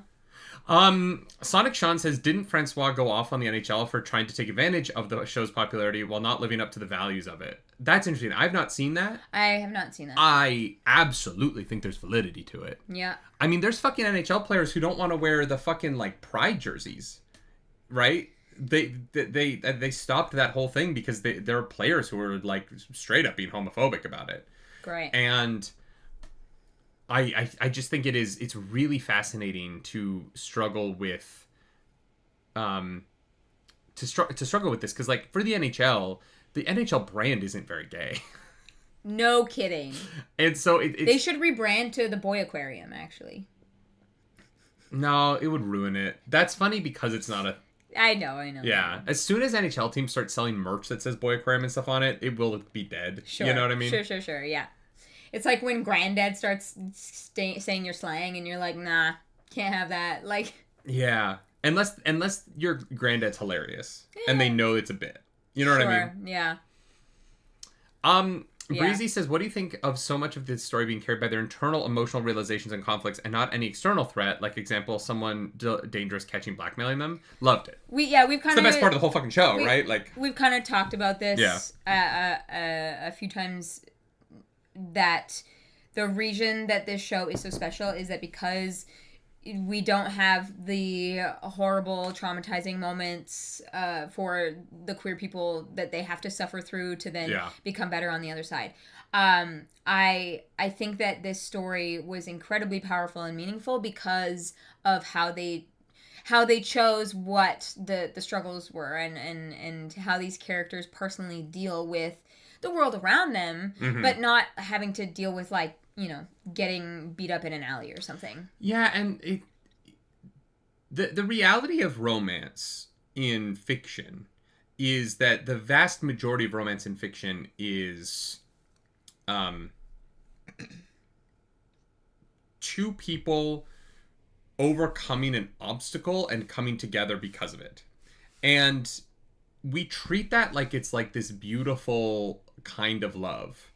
When the reality is that two people overcoming an obstacle and then sleeping together for a while is how most relationships don't work long term. And it is actually the real world love.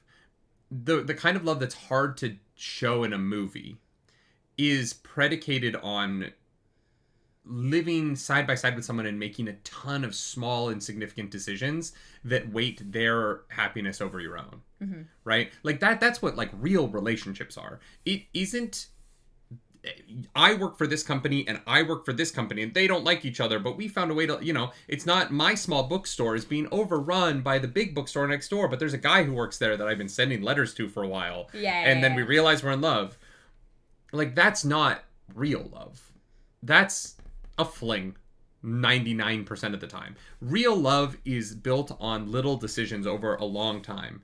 And what works about this season of Heated Rivalry is that because it takes place over such a long time, and we see so many times where they fuck up and make decisions that are selfish and not in the interest of the other person. Yeah. But we also see so many times where they make these little decisions that are just about reinforcing this relationship that they're both struggling to understand the impact of. Yeah. Allows for us to feel the breadth of a real relationship between two people that have genuine problems that they work to overcome together. Yeah. And we see struggles that aren't based on this like manufactured bullshit, but actually just Shane going, I have to leave right now. I'm uncomfortable and I don't know what to do about it. Yeah. And I think that there's just something really beautiful about telling a love story that is about what I consider to be a far more real love than most romantic storytelling. Yeah. Which is so predicated on like either gestures or big moments or obstacles that I don't think exist for 99.9% of couples.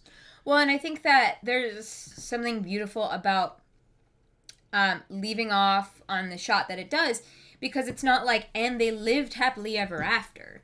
It's they were given the chance to find happiness with each other. Yeah. Whether or not that works out, whether or not they end up being the people for one another. You know, some people, like, sometimes it's not enough to love another person to be able to spend the rest of your life with them, right?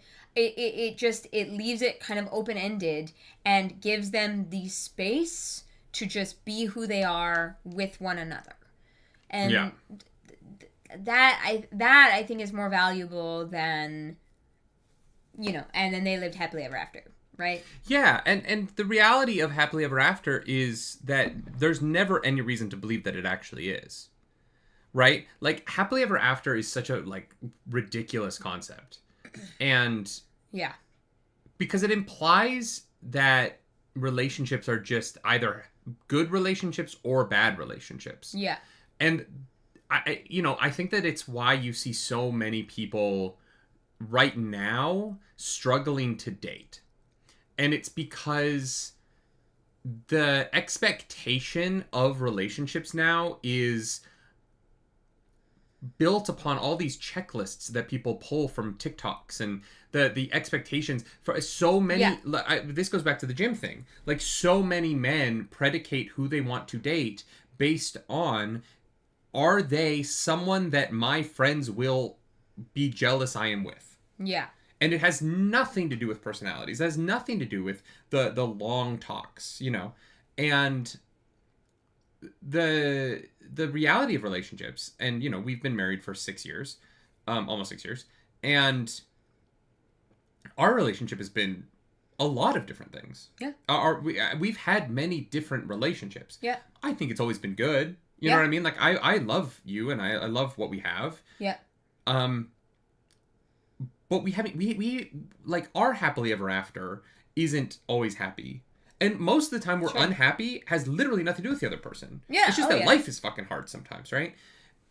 And the reality of Ilya and Shane's relationship is that, like, they're happily ever after, or happily for now, they've gone through 5 different relationships in the show, and that's so real. Their relationship has evolved, and I think that the relationships that are set up for success long term are the ones that understand that the relationship changes, that the people in the relationships change. Yeah. Sometimes that means that the relationship is no longer viable. Yeah. And that's not necessarily anybody's fault. Yeah. People change and people grow, and I think that, especially, I think this is actually pretty global. I think that the expectation that you have one person that you have to choose to commit to your whole life, and that person has to be everything for you and you must be everything for them, is actually incredibly detrimental to building relationships. Yeah. Like, I am grateful that we have what we have and that we are so good despite spending, like, all of our time together, right? Some people could never do that, right? And I think that says a lot about us, but we are also open to those changes that happen within our relationship and with each other, where some people can't handle that. They see shifts and changes as something that, like, you know, either they've done wrong or that the other person is, like, suddenly not interested, or is maybe, like, lying to them, or you know, they come up with a multitude of reasons that add friction to a relationship instead of just communicating about it. And lack of communication is definitely some of the friction in this story in particular. But that is also because that these 2 boys, like, you know, I think Hollander in particular, have not had to navigate this before. Yeah. Right. It is new, and we allow grace for that, right? Because there is so much complexity in their relationship in particular. But I think that, again, the happily ever after moment is that they're just allowed to figure this out. Yeah. You know, we are all allowed to figure things out, and I think we all need to be more open to allowing the people around us to change and for life to move forward. And sometimes that sucks. Yeah. Sometimes that fucking hurts. Mm-hmm. But it does allow for other beautiful, wonderful things in the future. All right, it's time to talk about episode 3. Plant Plan says, like Skip at the end of episode 3, essentially, we can't give each other what we need right now. I think he means Kip. Yes. But in Canada, we do have Skip the Dishes. Oh, God. What's wrong with Skip? We use Skip the Dishes all the time. Yeah, it's fine. So I got some blowback in the comments for having a problem with Kip's friend attacking Scott. And I say attacking, and I stand by it, on the dance floor. Oh, Skip is their ship name. Did not know that. That makes sense, actually. I can't remember her name. Kip's friend. And I want to defend my point here a little bit, because I stand by what I said. Mm-hmm. I really dislike how she handled that situation. And Elena. I really dislike how she handled that situation. And I understand the people in the comments that were saying Elena felt like she was doing the best by Kip in that moment as Kip's friend. And I think that that is a wildly selfish thing for her to do. And I want to explain why for people who might not understand what that situation was for the gay man in that situation. And Elena grabs Scott and she takes him into the middle of the dance floor. And in a very public place where he cannot react to anything she says because the information that she's talking about is deeply, deeply private, she confronts him, tells him that he is being a bad person to the person that he loves, and is basically attacking his morality, his sexuality, and doing it in a way where she is very safe. Wait, how is she attacking his sexuality? Because she's essentially saying that the way in which he is handling being gay is hurting his partner. Okay. And doing that in a place where he is not safe to react. Oh, okay. I don't know if I would say that's attacking his sexuality, but I understand the point. She's using it as a weapon to hurt him. Her goal is to hurt him in a way where he will end the relationship with Kip. Right? Like, she is actively trying... Oh, no, I thought her goal was for them to come out. That is also using his sexuality as a weapon because he's not sure that he would be safe. And to do that in public, in a place where he is a known figure by everybody in that room, knowing he has to give a fucking speech 20 minutes after this. He has to get up in front of all of these people and give a fucking speech to all of them. Yeah. Immediately after being attacked in the middle of the dance floor in a space where she is safe and he is not, is why I had a problem with it. It's why I reacted to it in the way that I did. At no point in Scott and Kip's relationship did he lie to Kip. It wasn't perfect. And yes, it probably was going to fizzle and struggle because it was a closeted relationship. But he was honest with Kip, and Kip was making decisions as an adult man that put him in those positions. Yeah. At no point did Scott ever insinuate anything that was untrue about their relationship. Absolutely. And so for Elena to take an event that means so much to Scott and is so integral to like the way that he wants to exist in this world and take his safety away in that so that she can bludgeon him with it is and I've gone back and rewatched it, and it is absolutely the wrong way for her to have handled that situation. Yeah, and we've talked about this several times since the reaction. Like, I agree that the situation in which she expressed her feelings towards their relationship to Scott was dangerous and poorly handled. But I feel like that conversation and the way that it goes expresses a sentiment that she is seeing something in Kip that Scott is not able to see. Yes. Because when they're together, they are happy, right? And I don't think it's never portrayed, at least to us, the audience, that, you know, Kip is kind of down about having to stay in the closet. But it is kind of portrayed to us that Elena has some certain insider information that Scott may not have, and is trying to tell him that she wants her friend to be happy, and that she is fearful that, you know, being a secret in this way will be detrimental to him and to his goals in his life. We know that he wants to go to art school and all of these things. And so I think that scene is very real, right? It's a very well written situation because it's this girl who thinks that she's like standing up for her friend. She's doing it in such a way that's kind of like, you know, a little like girl bossy, right? Like, I'm going to do this for him because like he deserves to be happy and out and proud. But it is mishandled in a way because it's this very public scenario. Now, maybe she was like, maybe this is my only chance. I want to give her that benefit of the doubt as well.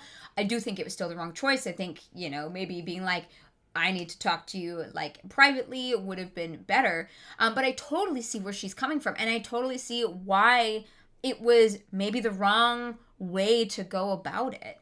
Again, another thing I think that makes the show so good, because you have this situation between these two people where it's many faceted.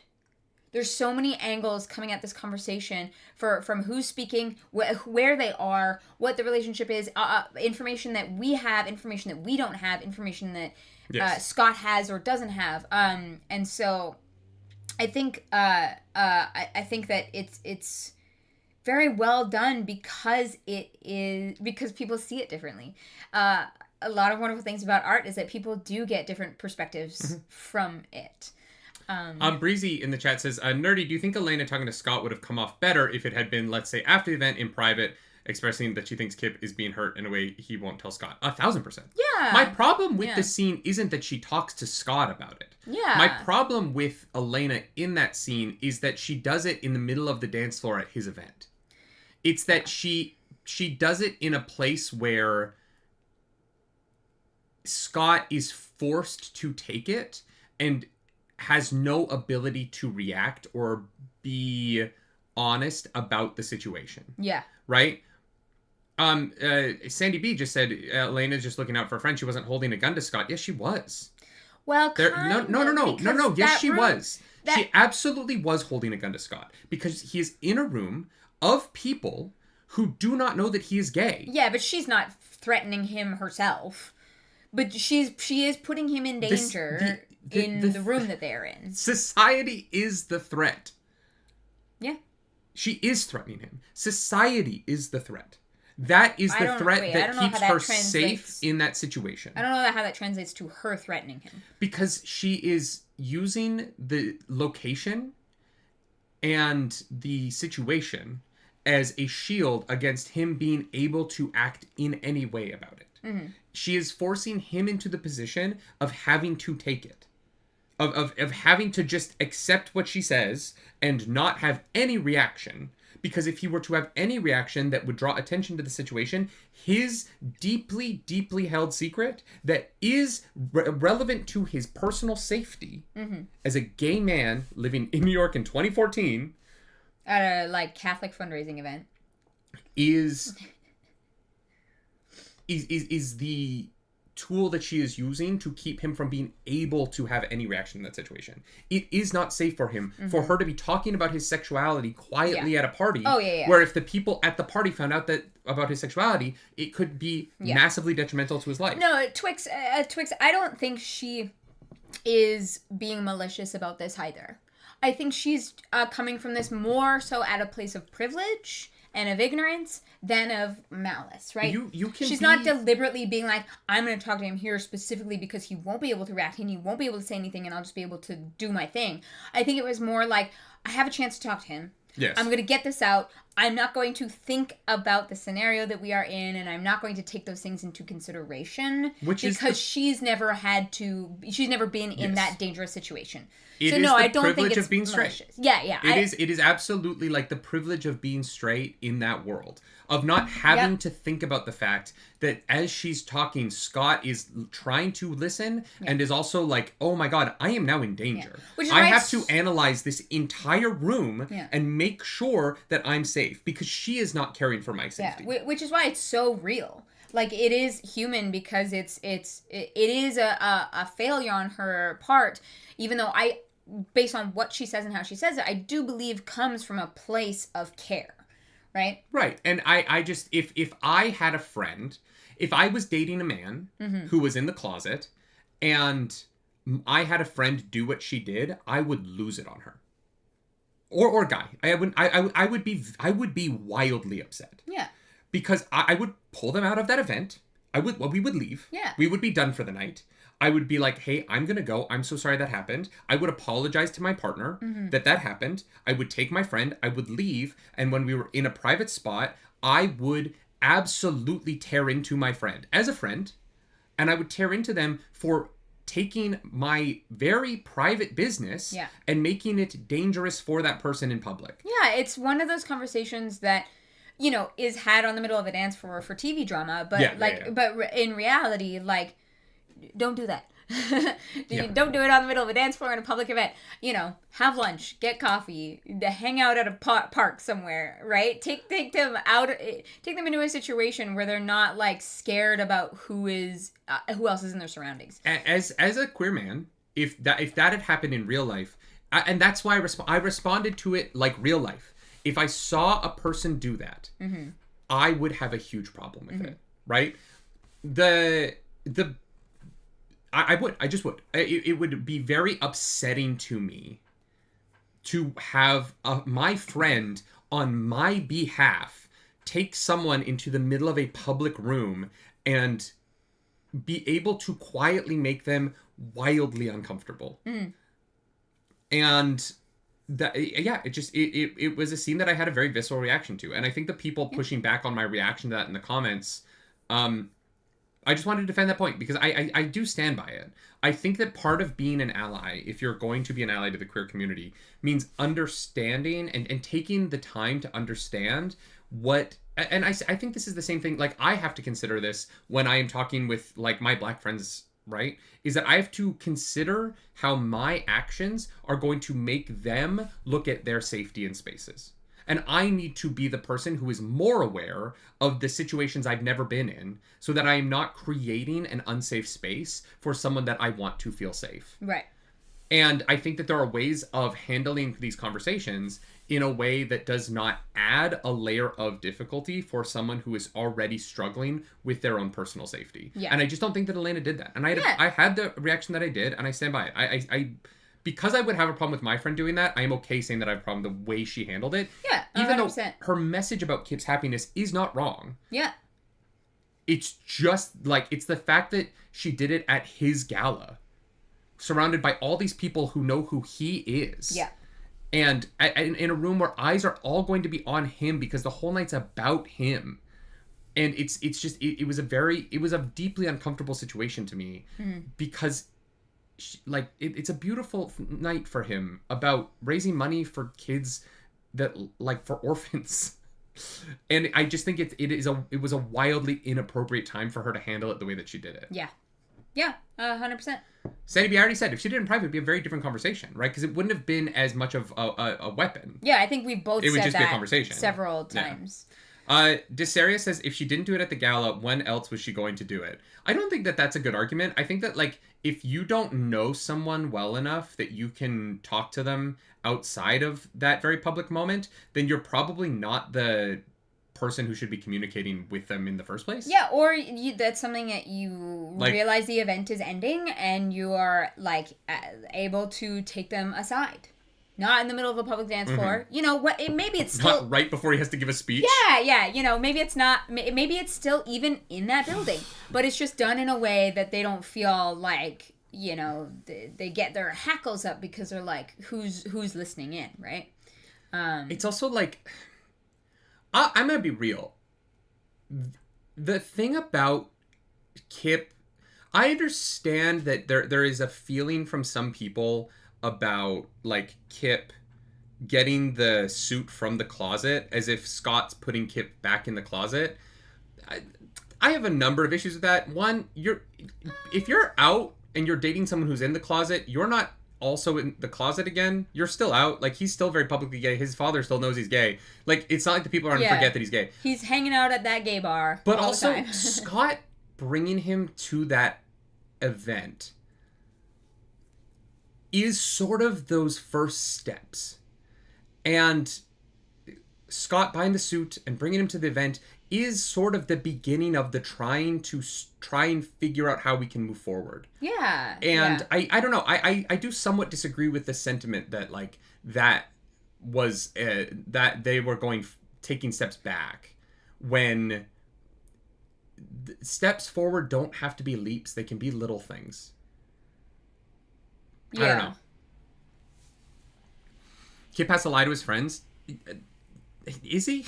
No, they literally are all sitting there watching on the TV being like, who is he lying to? That guy. Ooh, that guy. His friends are all very aware. They're literally watching it together. Yeah. Like, there's multiple scenes of that. He's not hanging out with his friends enough. That's Kip's fault. Look, all of Kip's friends knew. They all knew. I don't know why we're pretending that Kip is lying to everybody. Yeah. He can tell his dad. Like, and here's my problem with Kip. Kip fucks up immediately. Because Kip is Scott is like, I want you here after practice, I want you here tonight. Which Kip should have set a boundary first. But Kip doesn't set a boundary. Elena needs to pull Kip aside in private and be like, you need to set some boundaries on this relationship so that you see your friends more. Yeah. If it had been me, I'd be like, okay, maybe I'll be here later, but I'm not staying the night. Or I won't be here later, but I'll come back to that. Like, you kind of got to be like, you know, like, we gotta suss this out. Y'all, Kip, I want to be really clear. Kip is not back in the closet. Everyone still knows Kip is gay. Yeah. Just because he's not sharing who his partner is to certain people doesn't mean he's in the closet. I was in the closet because I was lying to everyone and saying I was straight. But at no point is Kip ever like, yeah, I'm straight. But like Scott is in the closet. Kip isn't in the closet. He's openly gay. Yeah. Yeah, I think that my issue with the way that some people talk about that episode is that they treat Scott like the antagonist of the episode. Mm-hmm.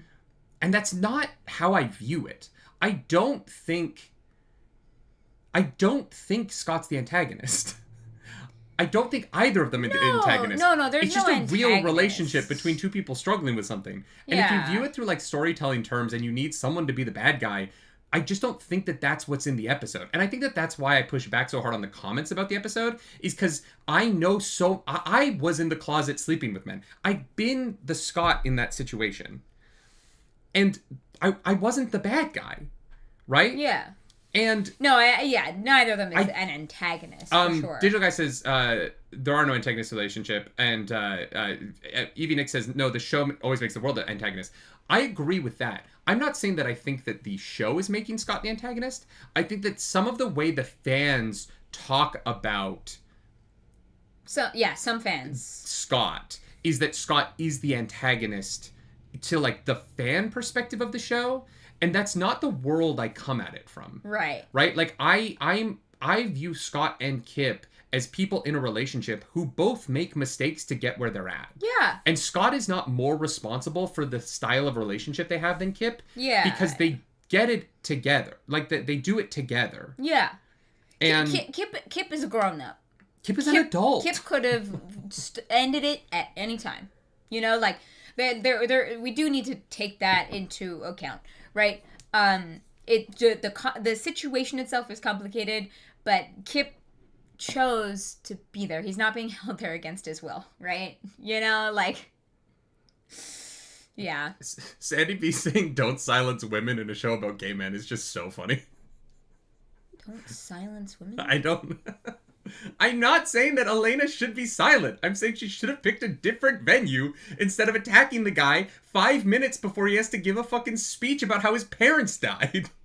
I just think that Elena should have had a little bit more empathy for the fact that Scott is going to walk off the dance floor and go talk to a room of people about how traumatic it was to lose his parents and be an orphan who found community in the hockey community. Like, Elena, that's all I'm saying. I'm not trying to silence her. I'm just saying pick your fucking lane, girl. Do this later. The dude's about to get up on stage and be like, when I was a child, my parents died and I was left alone in this world with nothing. Yeah. And 5 minutes before that, Elena's like, you should probably break up with Kip, the only relationship you seem to have, and be alone. And then he's like, you're right, I should be alone. Let me go talk about my dead fucking parents. Thanks, Elena. What a great friend you've been today. Like, I'm not trying to silence her. I just think that I think she fucking handles it wrong. That's it. Yep. No, again, that's why it's a great scene, is because it's written in a way that is very human, right? Yeah. Like, neither of us has ever said that what she says comes from a bad place. Mm-hmm. This is clearly coming from a place of care that is mishandled. Like, 1,000%. No, but again, I don't have a problem with the content of what she says. Yeah. It is the location and it is the location and the context of the evening that I have a problem with from her perspective. Yeah. I think that she comes across as very privileged in that situation because she makes Scott's night about her in that moment. And I understand it's a cinematic choice, but the problem with making cinematic choices is that they do have impacts on the audience, right? Where you decide to do something. Scott and Kip's kiss at the end of episode 5 would not have had the impact it did if it didn't happen right after winning the Stanley Cup. Oh, 100%. These are all contextual choices that have different impacts. If they didn't have that moment of like, you know, breaking it off, right? Then the joy of that moment at the end of episode 5, like it does change that, right? This is obviously dramatized for books or TV, right?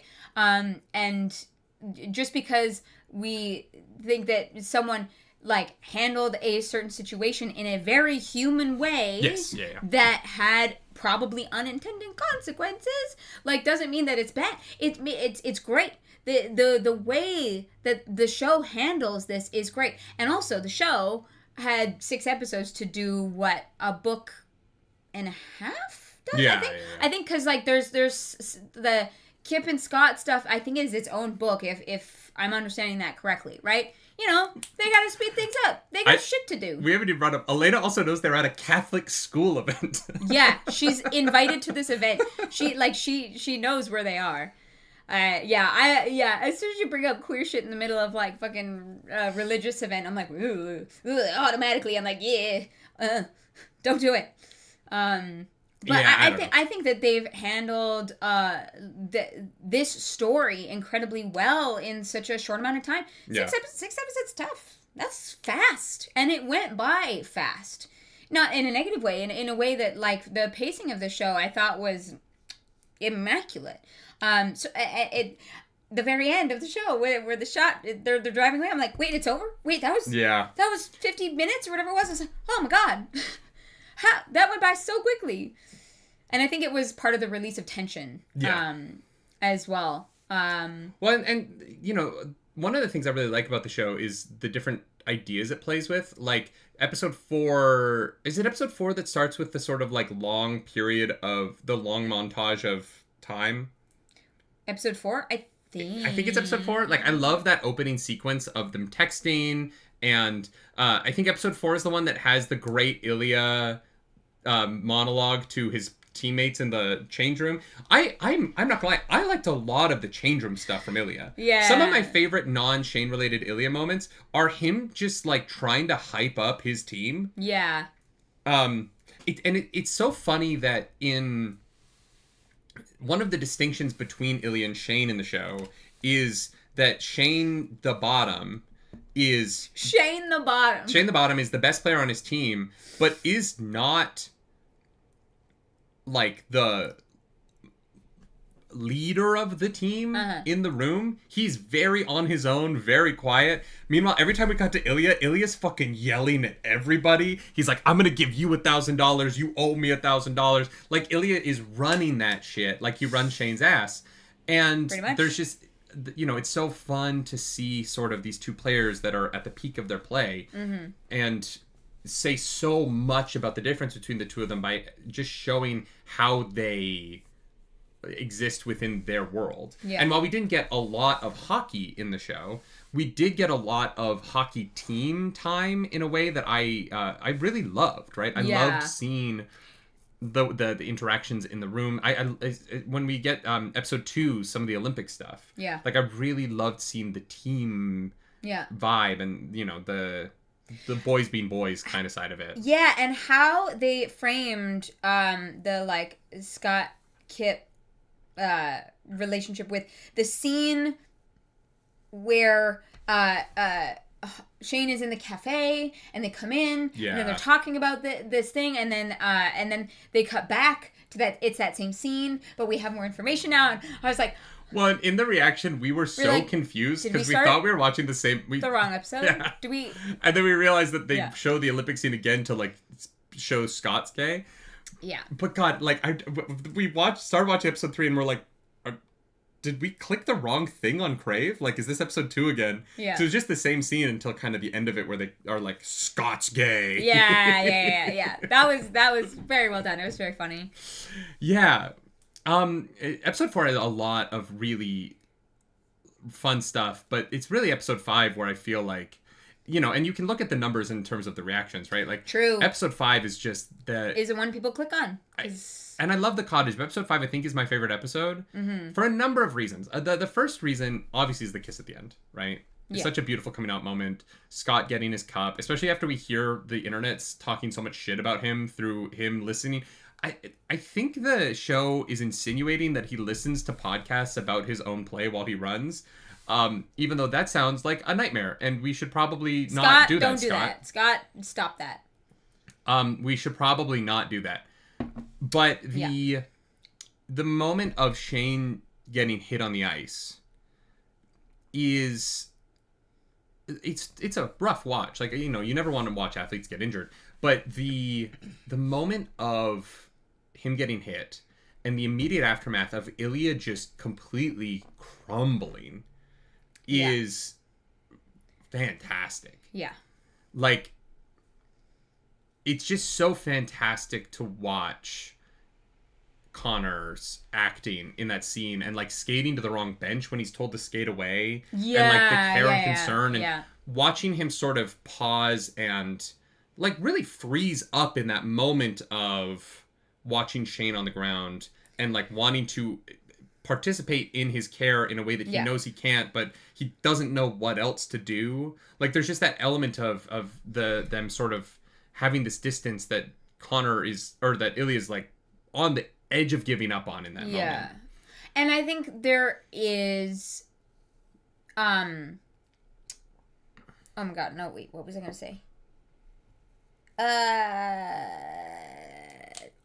I think that one of the contributing factors to Ilya saying yes to the cottage is, yes, obviously it's the kiss. That it is mainly that. But there's, because they've had this relationship for years and years and years and years, there is that moment of realizing how much you care about someone when you think you might lose them or they might be hurt. Or that like that fear, that like horrific gut feeling where you're like, wait a second, like I have all of these feelings for this person. That go so much deeper than we fuck sometimes, right?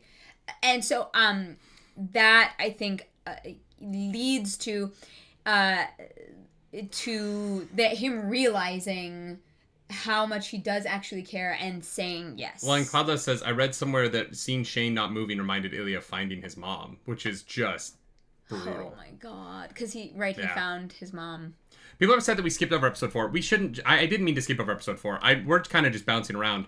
But like, we're just chatting about stuff. Feel free to ask questions in the chat, guys, about the show or about us. You know, we don't give a fuck. If there's something that we haven't touched on yet, or we may have skipped over, like, please feel free to let us know. My ADHD brain is like, this. So yeah, keep us on track. In regards to episode 4, though, I think that I really love the relationship between Shane and Rose. And I think that in discussing sort of safety and the Elena situation at the party, I think the flip side of that is the conversation between Rose and Shane, right? Where that's in episode 5, but you know, they have this relationship. She understands that he's gay. She's like, I've been through this before. Who in theater school hasn't? Actually, I don't think I've ever dated anyone that came out as gay. Yeah, but you were also in a really shitty relationship for the entirety of your time in college. That's true. That's correct. You didn't date much because you were in a very long relationship with... Trash? Yes. Yeah. Yeah. No, you're not wrong. Anyways. Anyway, that's a different situation. No, I think that the way that the situation with Rose plays out is so fascinating. Partially because when he first starts dating Rose, my immediate assumption as a bisexual man was like, oh, they're both married. Or they're both bi. Bi, yes. Sorry, married popped up as a word. They're both bi. And I was like, oh, interesting. It's fascinating to have a show where both leads are bisexual. And I was very into that idea. And I think that... my being into the idea of both Shane and Ilya being bi as a bi man impacted the way I viewed the end of the episode the first time. Because I didn't... Like, when Rose and Shane go up the stairs and then are having sex at the end of the episode, I did not view the scene through the lens of Shane as looking through the barrel lens because he's not enjoying having sex with a woman. I was like, my bi brain connected to, oh, he's bi, he's having a good time, but he's also thinking about Ilya. Yeah. Which is like a more normal experience to me. Yeah, for sure. Yeah. And the reality of him being gay changed the end of that episode for me. Mm-hmm. In a way that, like, I think that because I'm bi, I made an assumption to relate to Shane in a way that the show then was like, no, he's gay. Yeah. And I was like, oh, okay, cool. Like, that automatically reframed the end of the last episode for me. Uh-huh. But because Ilya was bi, I just kind of was like, oh, cool, they're both bi. That's really fascinating. Nice. Like, yeah. You know, I've never seen a show with two bi men deciding to be both with men, right? Yeah. And I thought that was maybe where the show was going, and obviously that's not the case. And so it is interesting how, like, I do think my being bi and wanting to reach out to see that experience in others impacted the way I viewed the end of episode 4 the first time we watched it. Yeah. Whereas, like, watching it again, being like, oh, he's gay, it took on a very different meaning the second time because of that experience, right? Absolutely, yeah. And it's just one of those fascinating things where, like, when he started dating Rose, like, there was a part of me that was like, oh, cool, like, this is a show about two bi men who have to decide to be in a gay relationship. Yeah. And, like, what does it mean for bi men who could have the safety of dating women, given that is the safe? What does it mean for them to choose a gay relationship, despite the fact that they are both open to a straight relationship? Yeah. And, So it took me down a different, like, mental road for a second. That obviously is, you know, when Rose and Shane sit down and have that conversation in episode 5, someone brought up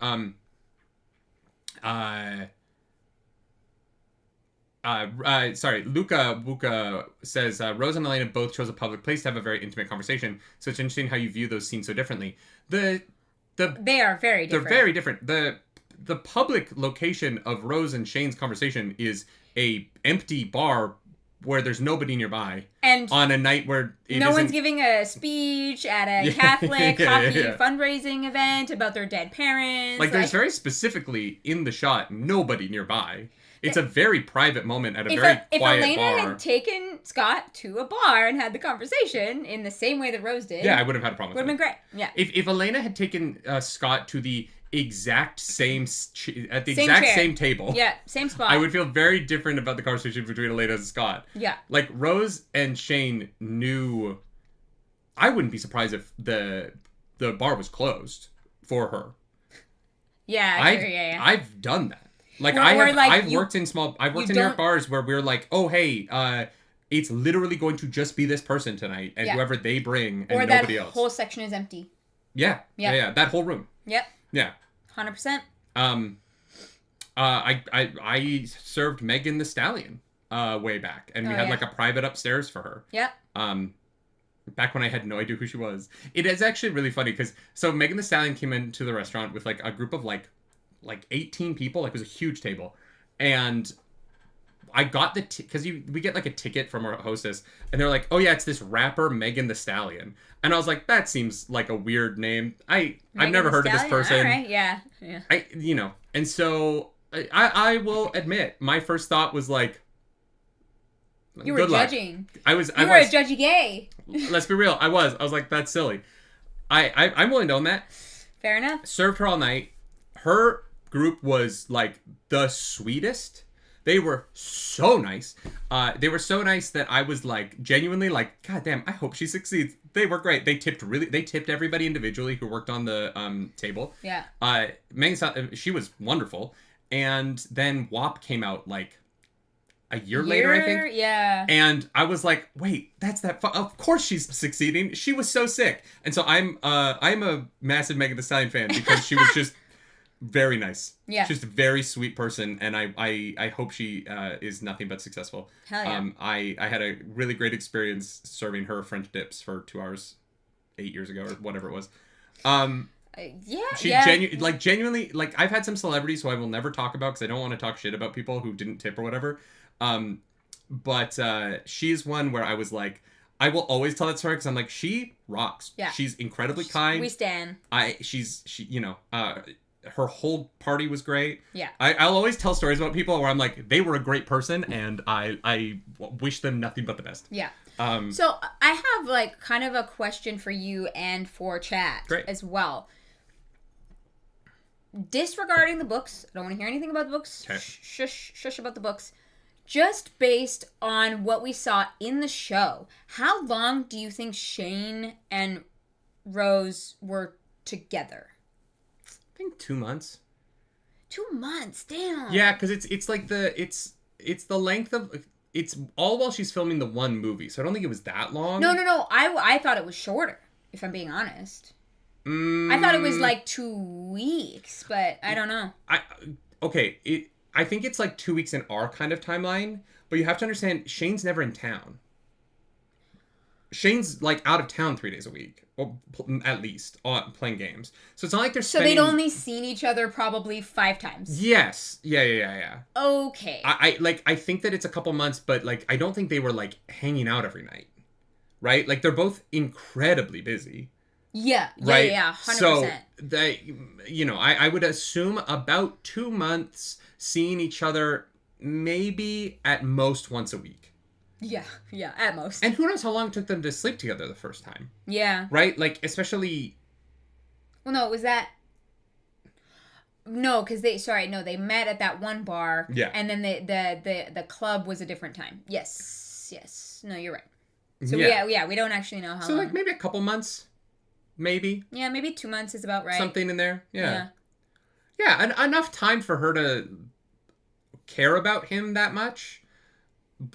And also, because like if they would only been together a couple weeks, she wouldn't be like, I want to be friends after this. She'd be like, hey, let's end this. You know what I mean? Like, maybe, it takes time to give a shit. I've definitely like been like, I think I could be great friends with this person after talking to them twice.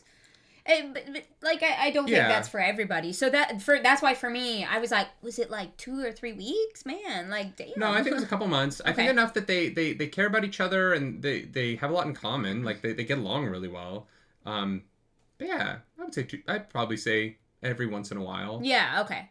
I was curious. I wondered what chat felt and about how the show kind of portrayed that relationship. You know, we skipped over in episode 2. We didn't even kiss. That sucked, eh? Yeah, that sucked. Oh, but like and for it to come after it being bowels. so hot when Ilya's like, I was like, do you want to know what it was like to touch the cup? And Shane's like, you motherfuckers. He's like fucking jerking off for him. Like, god damn. Yeah. Man, yeah. We didn't even kiss was rough. Emotional damage. Yes. Definitely a bottom. Yeah. I get it. I would have been sad too, you know? I mean, it just felt it did feel very detached. 100%. I understand that, and obviously that is intentional. But yeah, my heart broke for him. I was like, oh yeah, I'm sorry, bud. I relate to that. Yeah. Shane is the bottom of all time. And you know, we love that for him. He knows what he likes. He likes to be the round hole, you know? The square peg in a round hole. That's what he... What? I don't know that I like you saying he likes to be the round hole. Isn't that... What did he say? I know that they make a reference to square peg in a round hole. I don't know that I like you saying he likes to be the round hole. I just don't think as a sentence I'm a fan of that coming out of your mouth. If I'm being honest. But you're a fan of it coming out of his mouth. Not if he said no. If Shane like said in a scene, I like to be the round hole, I think that I would have a problem with that too. Like, just intrinsically, I don't think I want anyone to use that as a sentence. Why? Because I said round? Yeah, there's something... But no, I also don't like when someone's like, I want to be the whole. I don't know. Some people are into that. I know, I'm not. Sure, okay. That's fair. I like for us to keep our humanity and agency in sex. And I sometimes find the, like, dehumanization that people use in their language. Hole, question mark? I think that, like, I don't always like to participate in sexualizing language that's dehumanizing. I do think that that's not for me. I'm happy for other people. Like, I'm not saying that you shouldn't enjoy that. Yeah. I just don't. That's not the, like, way I like to communicate sexually. No, 100%. But like, you know me, like, so much of my sexuality is like, I want to be liked. Yeah. Which is deeply, deep actor trauma. I understand that. Which is, but it's why I enjoy, like, I enjoy being a bottom. Like, I enjoy taking it. I don't like taking it from the perspective of, like, being an object. Diminished by it. Sure. So, like, like, when I'm bottoming, like, the language that I'm comfortable with is very different than some other guys like. Yes. Where they want to be described as a tool or a hole or whatever. Yeah. And it's just not, I find that kind of language sometimes off-putting to me personally. Yeah. Even though I totally understand other people like it, he said, you're like, I just, I don't like that. I just think I just thought it was likes very to be funny. The round hole is just such an insane sentence. He says he wants to be the hole. That's his words. I know. And we laughed in the reaction. I know. And I'm not saying it's wrong for other people to want that. You're just like, I can't. It's just not for me. I don't know why that's a bad thing. It's not for me. It's not my kind of preference. Am I not allowed to have preferences? Oh my god. Someone asked what we thought of Shane's autism. As an autism, I thought it was great. I thought it was very clear to me. I was like, I've seen this before. You're like, my husband acts many like that. times. I find the I find the scenes with his parents at that one restaurant they're always at. That was when he felt the most autistic to me. Yeah. In any situation where there's a conversation happening and he's just straight up not paying attention, I was like, oh shit, yeah, that's my vibe. Yeah, fuck yeah. Yeah. Yeah, that is very much my vibe. I thought it was very clear. And well handled. I don't ever think they made it weird. Yeah, I know. Breezy asks, what do you think about how the show handles the time progression with years passing and their relationships growing, only seeing each other a handful of times a year? I thought the montage sections really helped lay that out. I do actually, if I had one criticism of the show as a whole, I actually think the amount of time it takes place over is a little confusing. And I think that in the second half of the show does a better job helping with the of helping us understand the time passing. And I think in the first half of the show, it's a little. I think it could have been communicated a little bit better. Particularly the jump back in time to the Scott scenes in episode 3 felt like it muddied the waters on when things were happening a little bit. Well, and that's why I had to ask, how much time do you think has passed with the relationship? I think that it was handled fairly well. I do think there are some moments that are a little like, wait a second. But for a show that takes place over as much time as it does in 6 episodes, I think they did a pretty good job. Yeah. Yeah. Yeah, no, I think this show... Sonic Shonda says, do you also cook too many burgers because the recipe says so? I always make too much food. I always make too much food. And then you're like, why did you make so much food? And I'm like, I don't know. That was how much broccoli was in the bag. I just made all of it. Like, why wouldn't I make all the broccoli? Yeah. Eat it for lunch tomorrow. Why are you mad at me for making more food? I'm cooking for you, woman. Eat. We have a refrigerator and we have a fucking microwave. Does it matter? Like, I don't know. It's fair. I don't know why I don't like leftovers. I need to be better at that. I know. I eat all of our leftovers. I know. No, it's actually a problem, but I hate leftovers. I agree with that. Tommy, the pink-haired girl, says, a lot of straight male reactors totally misunderstood top-bottom and Dom sub dynamics and kept saying Ilya was just using Shane for sex and had no feelings for him, even after episode 4 is so annoying. That is very funny to me. That's very straight. That is very because straight. That's how men view women, yeah. But, it's because that's how men view sexual conquest. Yeah. Right? And it's why I get very hesitant with straight people and BDSM. Yeah. Like, I want my dominatrix to be bisexual. Yeah. If I'm gonna be like subbing for someone, which I don't do very often, it's not, but occasionally, I would prefer that person to be queer because I do find sometimes the like even straight women have a like conquest angle of sex that I just don't vibe with. Yeah. I'm not trying to like win sex, which is what straight people. It's a competition. Feel like. Yeah. Well, and like I was sleeping with this woman in New York for a while, and her husband was living in London, and she was living in New York for work. And he knew about us. Like, we would sleep together, and we'd send him photos and videos, and it was very fun. It was like a fun relationship. Yeah. And it was great for me because, like, I wasn't on the hook for anything, and the sex was great. Yeah. And then he was coming back, and she texted me. She's like, hey, like, he wants to have a threesome. And I was like, great, let's do it. That sounds like a blast. It'll be fun to meet this man that, you know, has seen all these videos of me sleeping with you. And in my head, I'm like, okay, we're going to have a threesome, like the three of us. And in his head, we were both going to fuck her and see who could do it better. And we just had wildly different ideas of what that night was going to be. And he left very upset. Yeah. Because I did better than him. I like, there's no other way to say it. I lasted longer than him, and that's not the important part of the story. No, the important part is that he got upset. Yeah. Because we had a good night. I thought we had a good night where I thought everyone came. I thought everyone was happy, and he was upset because I was like better at it than him. And yeah. So she called me the next day and was like, "Hey, we can't see each other anymore. He's upset. Like, I'm sorry. This is what I thought was gonna happen. It was his idea."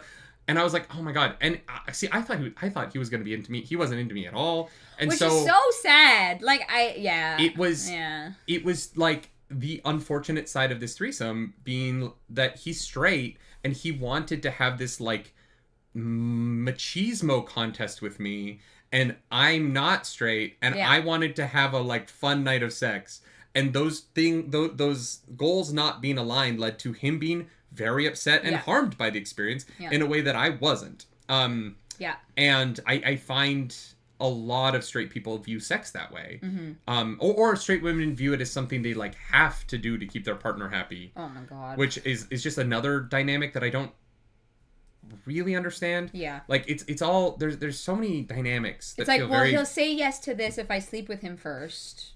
Or like I have to give him a blowjob for his birthday, and like women who like dread that for like months and months and months and months. Like, I know. Oh my god, he's gonna want his like annual blowjob, and I'm like, you give one blowjob a year? Like, do you even like the person you're with? Oh my god, yeah.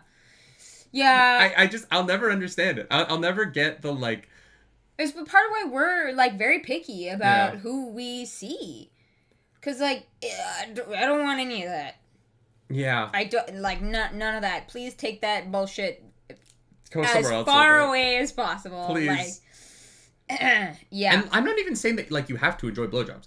But like if my wife was like, if you were like, I don't like that, I'd be like, okay, fine. There's other things we can do. What? Like, let's focus on the things that you enjoy. Yeah. But yeah, I don't know. There's so many conversations I have with people about their sex lives that I'm like, why don't you just break up with this person and date someone? That's why it's not that surprising to me that there are like straight reactors out there who like are confused by didn't think that like I thought Ilya was honestly more down bad for Shane than vice versa at first. Like especially at first. I was like, holy fuck. Yeah. And he's got game, you know? So I think that is actually very funny. Yeah. I feel like some people might be ace and not know it. Oh, 100%. And if you're ace and don't like sex, that's great. Yeah. Right? Like, I am not judging anyone for what they like. No. But they're like, it's supposed to be this. And I want to be clear about that. Like, I'm not saying that everyone should like the stuff in sex that I enjoy. Mm-hmm. I'm saying that there's so many people who participate in sex because of the relationship dynamic they're trying to achieve, and not because they enjoy it. And that, to me, is where I get real confused, right? It's the people who participate sexually in order to, like, meet a cultural expectation that they probably don't even care that much about. That's where I find it very strange. And, it's so... Intimacy... Bringing people outside of your relationship's opinions into the intimacy within your relationship is the most toxic thing I think that you can well, not the most toxic, but is a deeply, deeply toxic way to approach intimacy with your partner. Yeah. And I think a lot of people would have a healthier mindset about sexuality if they didn't bring so much of what people who aren't in the room when you're doing it think about it. Mm-hmm.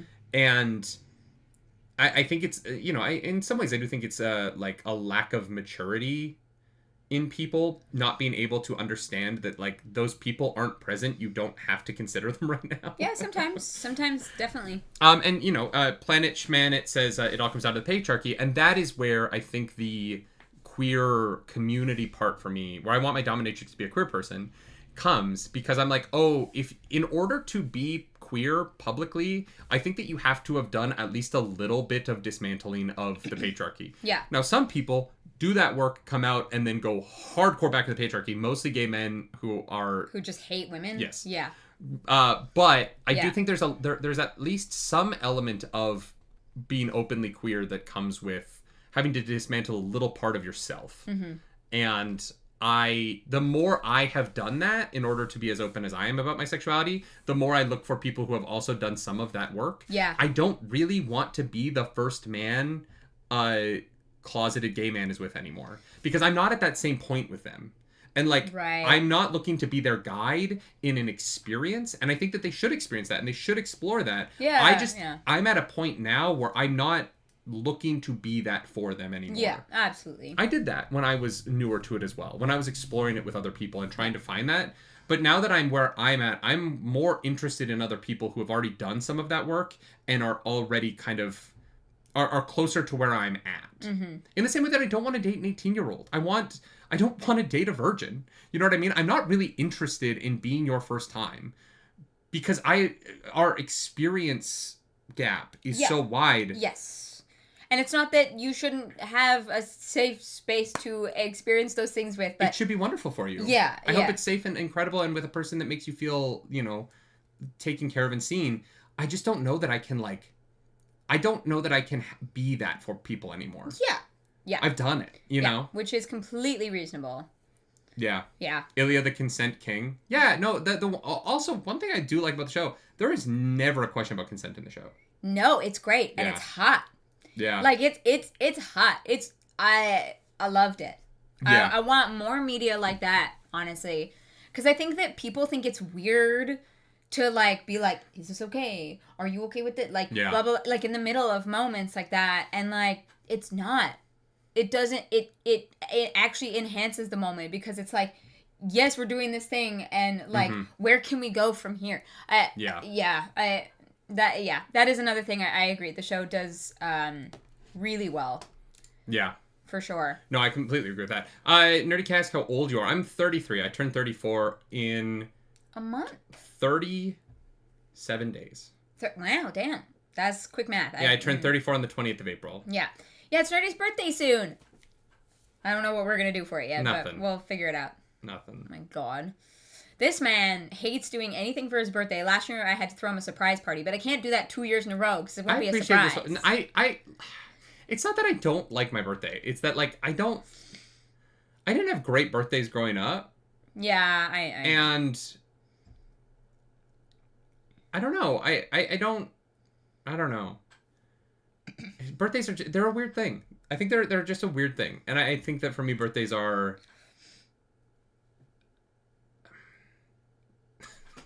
How personal do we want to get?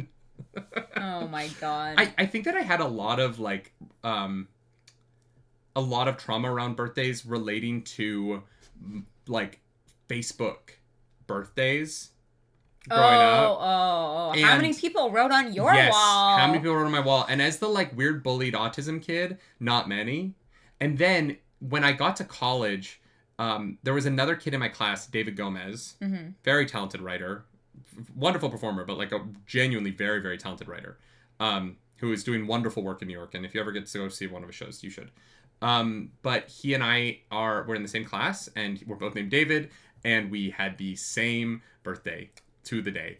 And there was a lot of weird tension around my birthday because there was so much love and adoration thrown his way, because he was such a, like, and I have no, like, qualms with him, but he was just so wonderfully social and so good at, like, I mean this totally as a comment. He was just so good at making people feel good about themselves. Yeah. Right? And he had so many friends. And there was a weird element in that for me, where every time it came around while we were in college, I just got diagnosed with autism, and I was like struggling through that like early phase of trying to figure out my difficulties with relationships up until that point, and doing the work through college of trying to figure out how to be a version of myself that other people would like being around more.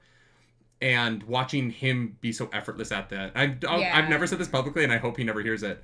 But I compared myself to him a lot. Mm-hmm. I compared myself to him a lot in college in terms of what I felt was like my inability to be a good friend to other people. And birthdays for me in that element were a weird sort of... Yeah. I get it 100%. Every single year on my birthday, I have like crippling anxiety that nobody will show up. Yeah. That everyone says yes, that they're going to be there, and then they won't. And like, I have no reason to feel that way. Like, but ever since my 14th birthday, which again, people showed up, it was fine. But like that day, like I nearly was like, like cancel everything. Because I was like, people are just not going to show up.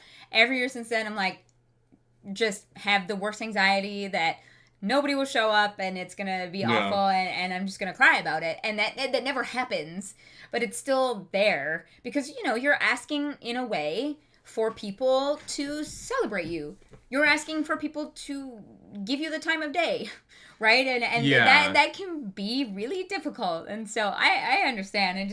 I love so like making fun of you for it. And I'm just like, I love, this is going to sound so fucking egotistical. I love being celebrated for work. But not for existing. Yes. Yes. Like, but this even goes on stage. I actually really hate bows. Oh. I've told you this before. Yeah. I want this show to end, and then I want to, like, see you at the stage door. I don't actually want to, like, stand there and be like, wasn't I amazing? Oh my god, thank you so much. Wasn't I so good? I've always hated bows. My favorite production ever for this, I did a production of Jesus Christ Superstar in the basement of a church in Brooklyn a decade ago, and we didn't bow at the end of the show, and I was like, hell yes, this is great. Yeah. I you know, it just feels so like, I want people to praise me genuinely, and not praise me because the day is the day where I get praised because it's that day. Yeah. It so just feels very, like, it feels very forced to me. So what you're saying is, instead of a birthday party, we should throw a 100K subscriber party on YouTube. I mean, yeah, I would rather I would rather celebrate. That's what I mean. You're like, an achievement than that's a good idea. Yeah. Let's celebrate that, because guys, we're so close. If you're not subscribed to the channel, we are so close, and that means YouTube will send us a trophy. Which we really would like to have because it feels nice. Okay, all right. Then instead of a birthday party this year, we'll throw a 100K subscriber party. Right. That's what we're gonna call it, and it'll feel better. Yeah. Yeah. It won't be the day that we hit it. You know, it'll be probably April 28th. If you want to send me a birthday present, just send me a bottle of whiskey to our P.O. Box. We do have a P.O. Box. That is absolutely Help me get drunk. Oh my god. Okay, so I just need to frame your birthdays as like things to I don't need to throw a big party. I think about. Like the surprise party was fun, but like I don't know. I'm not like I don't need a birthday party. You know what I mean? Like I would rather. I do, mostly because I need s'mores, and we have a bonfire every year for my birthday, and that's the day of the year that I eat s'mores. So. Yeah, but you like that. And people like you. Like, the difference between us is, like, people like you. Okay. Well, no, but that's serious. Like, you are an incredibly social... You are so good. It's one of the things I love about you, so I'm not gonna, like, take it back. I think that you're so good at... Like, you're the social side of our relationship. People like you as well. Yeah, but nobody ever messages me. That's not true. Whenever we get invited to fucking anything, you get the invite, and I'm the assumed plus one. Jordy sent you all the information. For one thing, yes, that is true. Yeah, that is true. And Jordy's the best. Just yesterday, so. But I think that, like, you being able to pull the one time it happened so readily. It was yesterday. I know, but if you look at the history of our relationship, you are so good at being friends with people. in a way that I admire, that I aspire to, right? Like, I look to you as an inspiration for the kind of way I want to interact with other people. I want to be better at it, right? It's something that I've been working on for 15 years. Is the attempt at, or what? Yeah, it's almost 15 years since I got diagnosed with autism, right? Mm-hmm. I've spent the last 15 years of my life attempting to be good at a thing that you are so naturally good at. And, like, I watch you do it. I can't figure it out because, like, I'm too fucking, like, dumb to... Oh, my God. Emotionally to do it. But, like... That's not true. Watching you in a group of people and the way that you are just socially lit up by it is something that I aspire to and I admire greatly in you. I think that, like... watching people so easily be friends with you always makes sense because I'm like, yeah, she fucking crushes that. You're good at it. Like, I don't mean that as like a negative. No, you are very good at making friends with people. Yeah, I think I am naturally an extrovert as well, which helps. Like I love being around people. It's and I love live streaming as part of our content. I love you and I appreciate it. But I do think that part of that just comes from that we also feel different in social situations because I'm like, yeah, I love seeing people, Yeah, I love hanging out. I don't like being alone. I'm constantly like, am I a nuisance to the people around me? Oh my god. Even Nix brings up a good point. There's also the gender thing. People assume the woman will be more responsible for like the social calendar, which I do think is true, and I am. Yeah, that's guilty definitely an element of it for sure. I am definitely guilty of, as well. Well, and I think I'm also guilty of having the expectation that you will organize that. Because so much more of our like calendar though is your events, I assume that you're going to be more in charge of it because we leave the house more for your stuff than we do for my stuff. Right. You know what I mean? And so for our relationship in particular, we are going places for your side of the business far more than for my side of the business, which is much more homebound. Yeah. And so I'm not going to plan out your collabs. Mm-hmm. Right? Like it would be weird for me to be in the messages being like, so you and Clarice are gonna, you know what I mean? Like that is kind of on you, especially with the sexier stuff. Like I can't be the person running that. Yeah. No, so I don't know. There's a lot of reasons for it. A lot of contributing factors to it for sure. Yeah. Also, thank you, Monkey. I appreciate you. Anyway, my ongoing therapy session needs to come to an end. We need to talk about Heated Rivalry. Right, Heated Rivalry.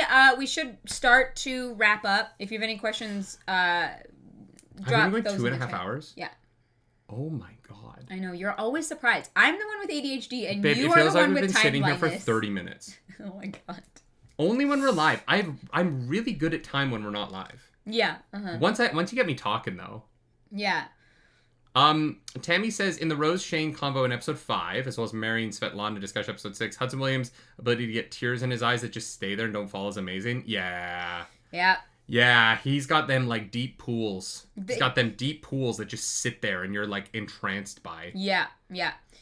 Yeah, and he doesn't use the, like, shtick of, like, there's a trick that some actors use to keep tears in their eyes, where you keep your eyes open for a long period of time and you don't let them close. So if you ever like see a close-up in a movie where, they have tears in their eyes, but their bottom eyelid is kind of twitching up, it's actually them fighting their eyes closing to blink away the tears. Yes. Fun fact, I've now ruined emotional scenes for you in movies because a lot of people do it. Sometimes you'll watch it and it completely takes you out of the scene because you're just watching their eyes twitch. How and they're long desperately... is it gonna... They're basically just, like, playing an emotion by having a staring contest with, like, a corner of the camera or something. Yeah. Ash says we need more nerdy cosplays.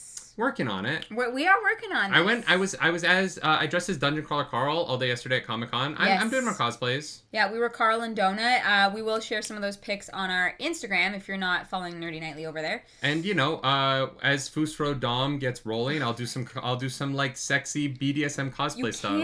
You can't tease them like that. They're gonna be disappointed No one would buy that.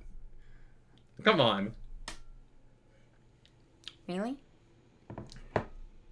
That's very sweet. I'm just saying.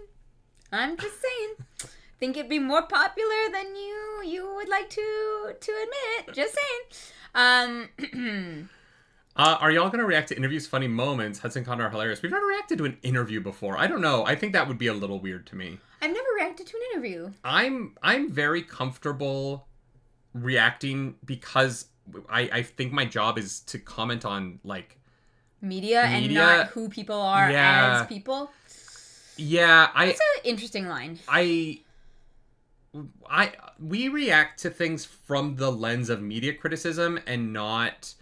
Some people react to everything for like personal gain, and I'm not in this for I don't know. Mm-hmm. Interviews feel weird because it feels like I'm commenting on people, and I don't want Connor or Hudson to ever feel like I am commenting on them as people. I'm happy to comment on their work, but I don't know, that feels strange. It feels strange for me to like have an opinion on.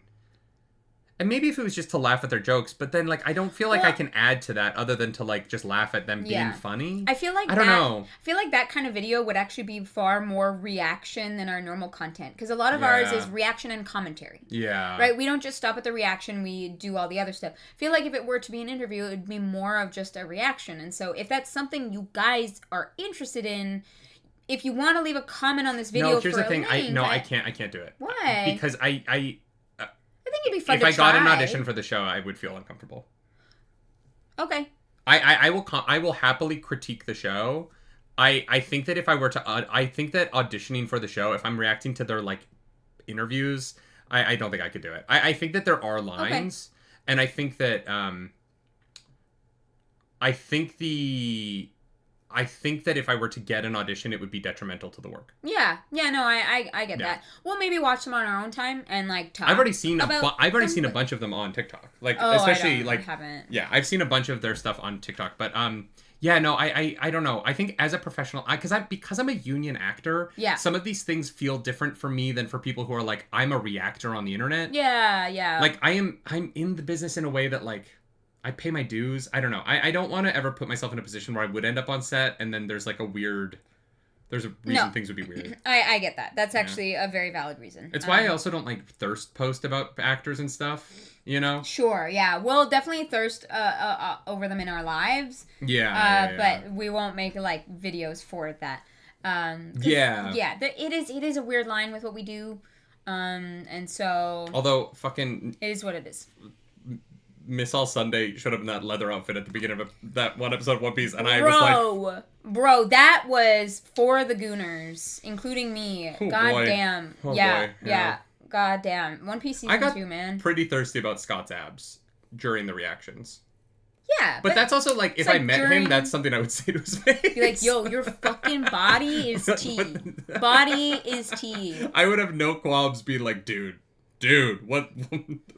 The cum gutters, are you kidding me? Like, what the fuck? Yeah, absolutely.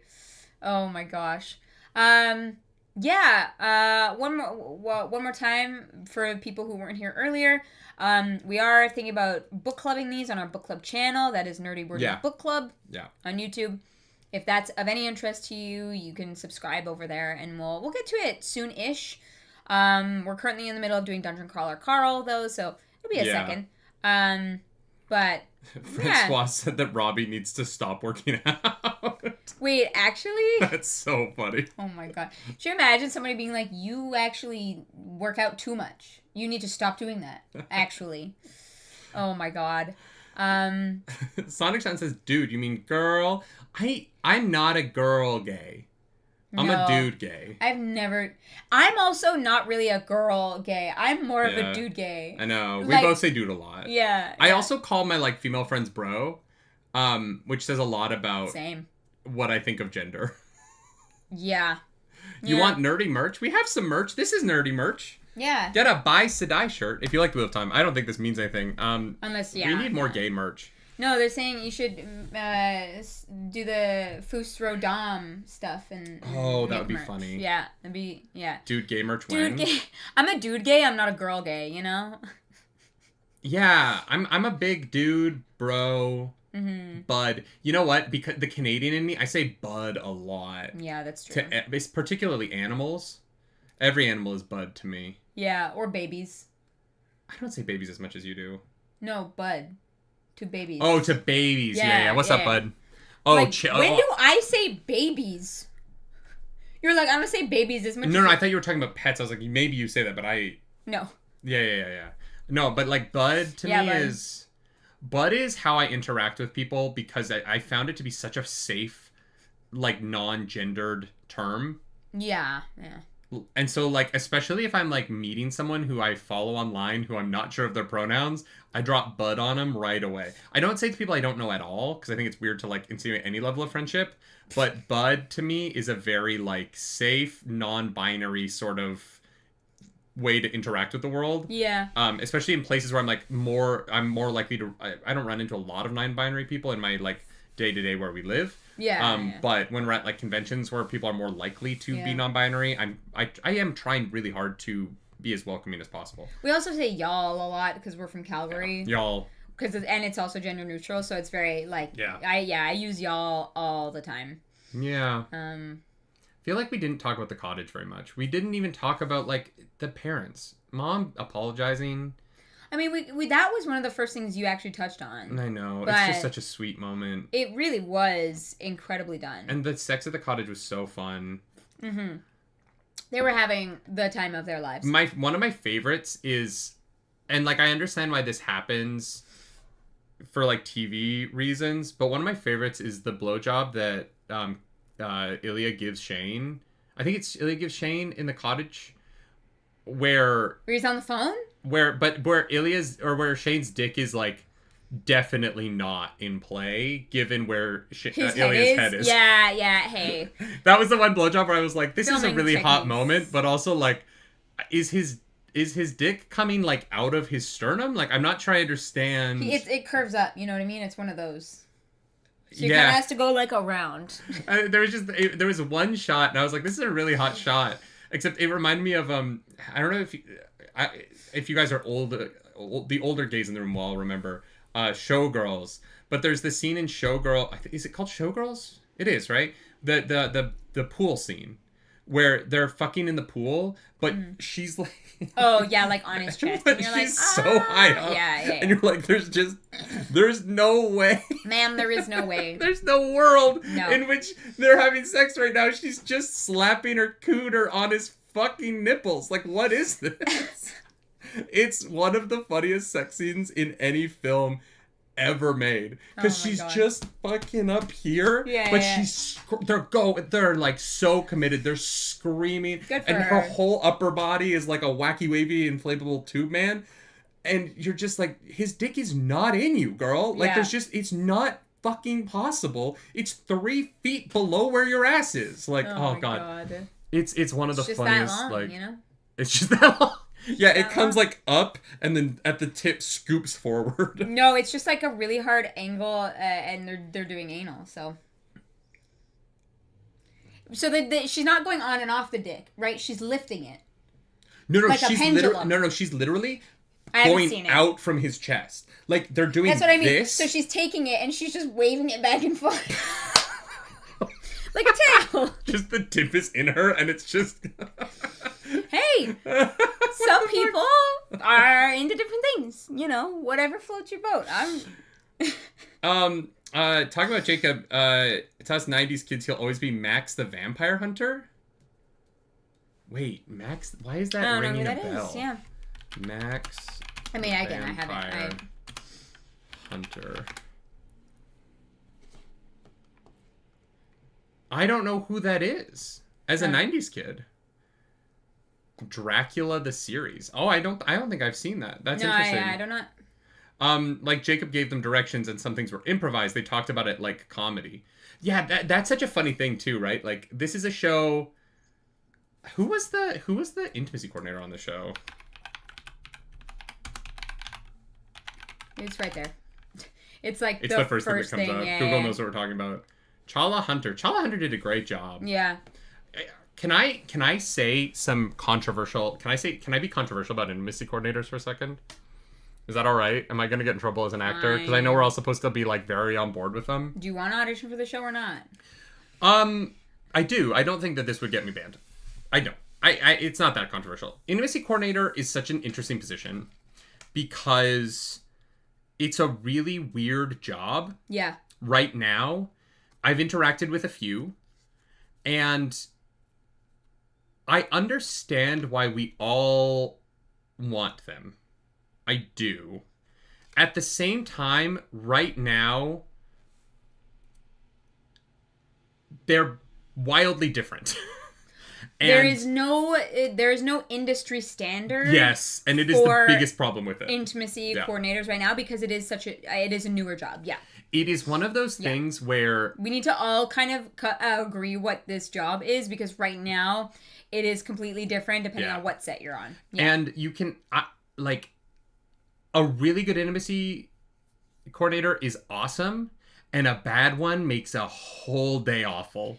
And the worst ones, I'm just going to be real with you, the worst ones are the actresses who it didn't work out and they just want to be in the industry. And so they show up with the vibe that they want to have an impact on the project. Not that they want to do the best job as an intimacy coordinator, but that they want to have their artistic vision impact the product. Yeah. That is the worst version of an intimacy coordinator at the moment. And you run the gamut. I've had great ones. I've had one that I like I'll never say which project it was on. I worked with an intimacy coordinator that I did not like working with, because it felt like it was about them. Yeah. And I was like, hey, I'm naked. Yeah. Not you. This isn't. I need you. This is about making me feel safe, not about directing the intimacy part of the show. Mm-hmm. And so I really hope that her name is apparently pronounced Shayla. I think they're considering how much sex there is in the show and how good it is. I think that she probably did an amazing job. Shayla talks about how much damage she can do, so she takes it seriously. I love that. I really love that. Yeah. It is an interesting it's an interesting job right now, in that you don't really know what kind of experience you're having with your intimacy coordinator until you work with them, because there's not like a normal yet. Yeah. It's such a new position that it's just something that people sort of do. Yeah. And Hudson and Hudson... Connor and Hudson, yeah. I'm so dyslexic. Praised her a lot. I love to hear that. That's really good. Yeah. No, that's awesome. Because it is, like you said, it's a brand new job, and the industry is still figuring out what that means. And I want to be clear, I'm pro it. Like, I want it to be something that we get used to, and that we do have more standards for, and that does become more of a common thing. Mm-hmm. But I do, right now, when people in interviews are like, we didn't want one, and the internet gets weird and defensive about them saying that, or aggressive about them saying that, I understand why people don't want one. Because right now, you sometimes don't know what you're getting. Yeah, it's a gamble, and it could make things, honestly, so much harder.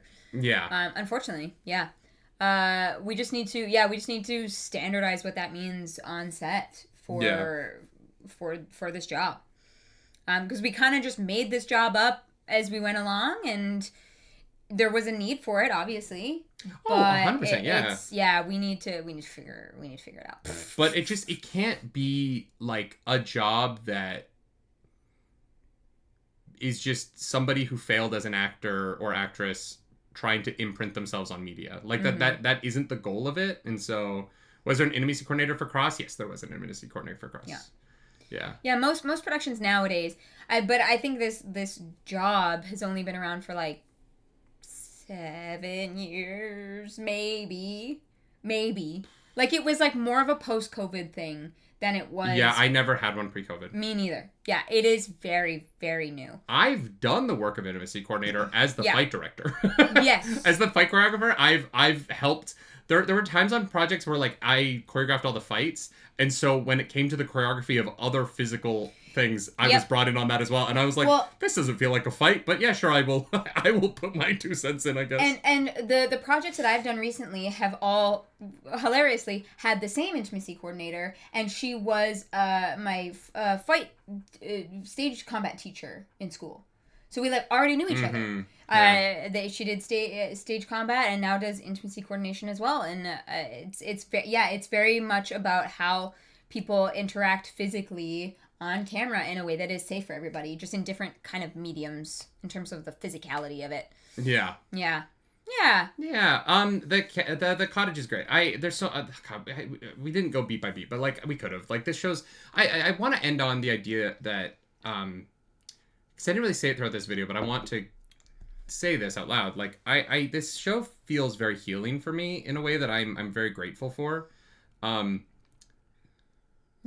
I'm sad that we took so long to react to it and that we didn't get to be a bigger part of like the wave of it. But at the same time, I'm so grateful that people showed up for our reactions, even though we did it late, and that like, because it did very much feel like the queer community showed up in our comments, and not what I was worried about, which was that it was going to be a bunch of people laughing at me or calling me, slurs or stuff. So for me, we are Nerdy Nightly, and we talk about nerdy stuff, and we talk about superheroes and fantasy stuff and all that. And so we don't do a lot of queer community content, even though we're part of the queer community. And for me, the show was healing for the content and for the story and the way it was handled and for the characters, and all of those things felt very healing. And, the mom apologizing and like those scenes like that. But at the same time, also participating in,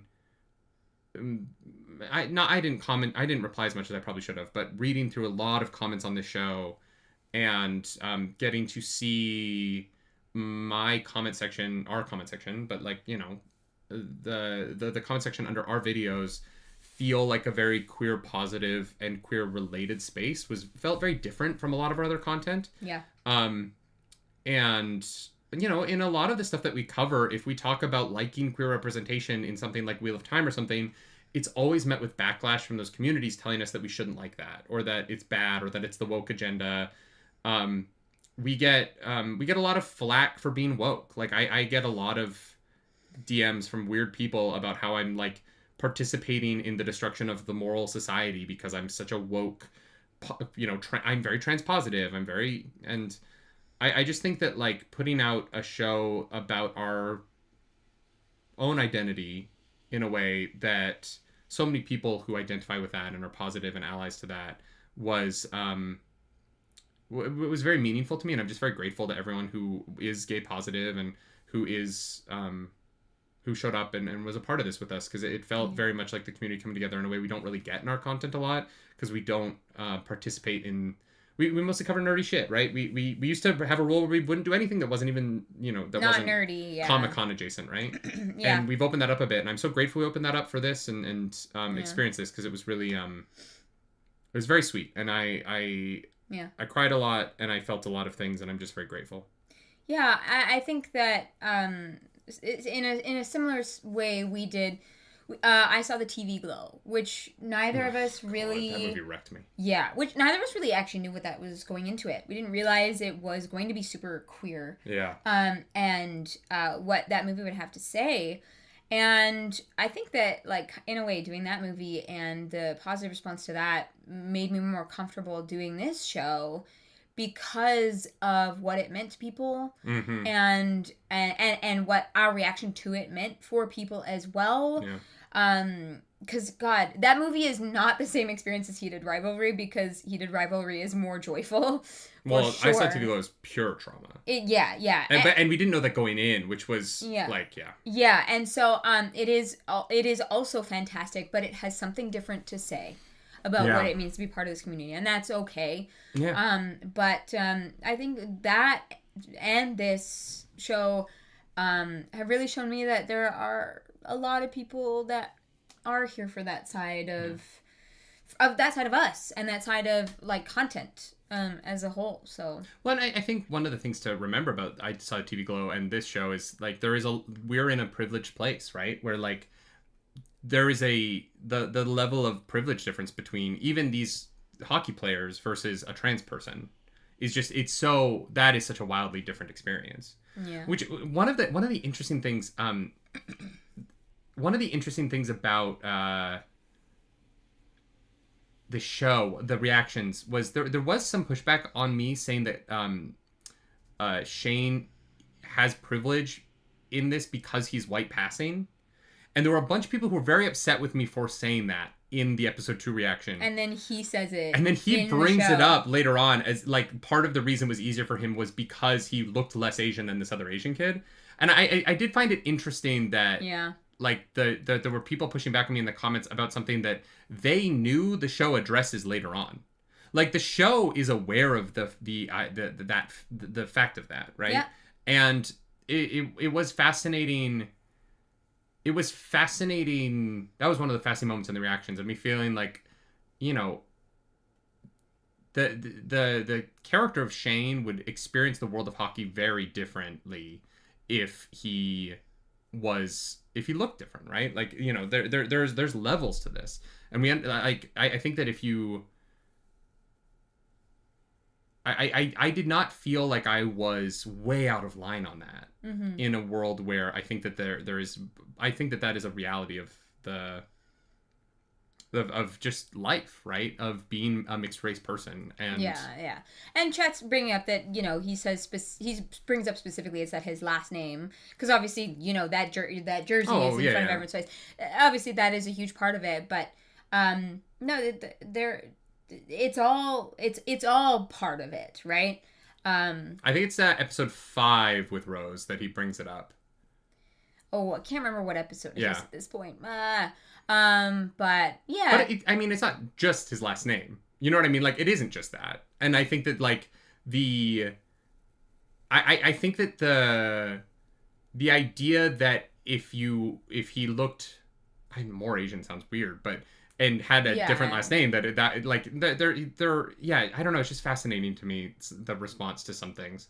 Yeah. It is episode 4 that he brings it up. Oh, okay. Interesting. Okay. No, just one of those interesting. One of the responses that I didn't expect was people be like, "He's not white passing at all," and I was like, "Oh, okay. Sure. I don't know why you're upset with me for saying that, but all right." Yeah. And then the show addresses it, and I think the way the show handles it is really good, right? Like, I think the show brings it up because it is a relevant part of his character. These conversations are more real when they have the nuance to them. Right? Yeah. Taking everything to the extremes and kind of almost dumbing it down in a way, I think is detrimental, because there's always more levels. There's always more layers. There's always other stuff going on. There is always, like, a spectrum. Like, we're as people, we are just not that simple.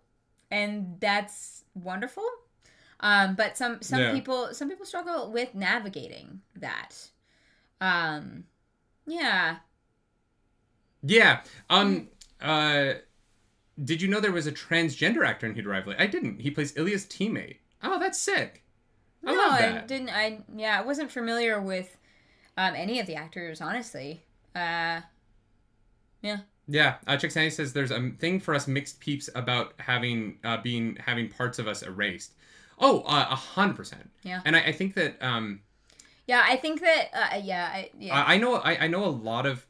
I think that that's a conversation that's going to get more interesting as I think that a larger and larger percent of the population is mixed, right? One of my biggest pet peeves is like, oh, well, they're not blank enough. They're not Asian enough. They're not black enough. They're not Latina enough. Like, whatever it is. And I'm like, what? No, that shouldn't be words that we use. Like, I'm sorry. I think that drives me up the wall. And I'm as white as they come. Like, you know. Yeah. No, I agree with that. This show's been incredible. It's meant a lot to us. I think it's meant a lot to the community. It's helped us, like, you know, this channel is so close to 100,000 subscribers, and a lot of people found us through this show, and we're incredibly grateful that we can just throw on a live stream and it ends up going 3 hours, because we're just talking about a show that we all have had a wonderful experience with. Yeah. He's not just a transgender actor. He's a former pro hockey player in the WNHL. No way. That's so sick. I need to look into that more. Okay, I hope they have a bigger part in the next season. That's really cool. There's a trans character in The Long Game. I don't know is The Long Game one of the books? One of the books, I'm pretty sure, yeah. Because it goes Game Changer, which is Scott and Kip's book, right? And then Heated Rivalry's book 2, which is Shane and Ilya's book. And then book 3 is Tough Guy, which is Ryan Price's book. And then is Long Game book 4 then? I don't know. Ooh, okay, yeah. The Long Game is sequel, season 2. Okay, interesting. Huh, yeah, okay, yeah. Oh, I thought season 2 would be based on Tough Guy. Isn't Tough Guy the next book? Or is Tough Guy going to be worked into the season the way that Game Changer was worked into the Heated Rivalry season? That might make sense. Yeah, maybe, yeah. Interesting. Okay, yeah. So yeah, we're again haven't read the books. We have no idea. Is the long game about them trying to start a charity so that they can get together to have sex more? I love that for them. I love that he's like, wait, we need a reason to be together more so that we can fuck. What if we you care about kids, right? Yeah. Yeah, that's very funny. Yeah. No, I do. The charity was beautiful, and oh no, it's wonderful. I love that they're like, fuck, how can we have more sex? Let's start a charity. The most like autistic thing that Shane does is like, Ilya, wake up. Ilya, wake up. Hey, we need to talk about this right now. Wake up. We're gonna start a charity, and this is how we're gonna do it. And I was like, yeah, that checks out.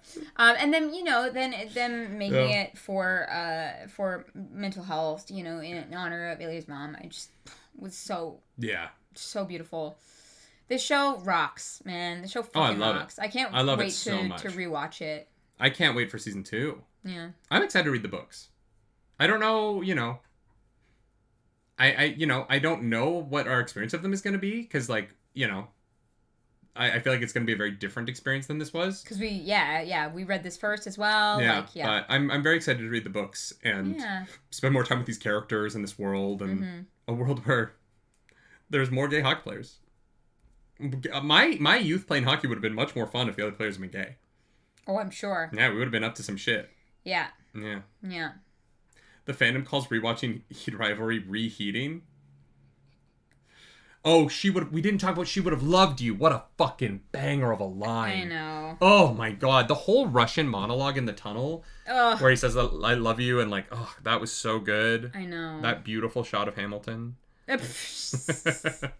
Yeah, no, that was, oh my god. Shane is the definition of risen with the tism, though. You know what I mean? Yeah. He tizzed his way all the way to the top. He definitely did. Well, he's not the top. He is the bottom, but that's fine.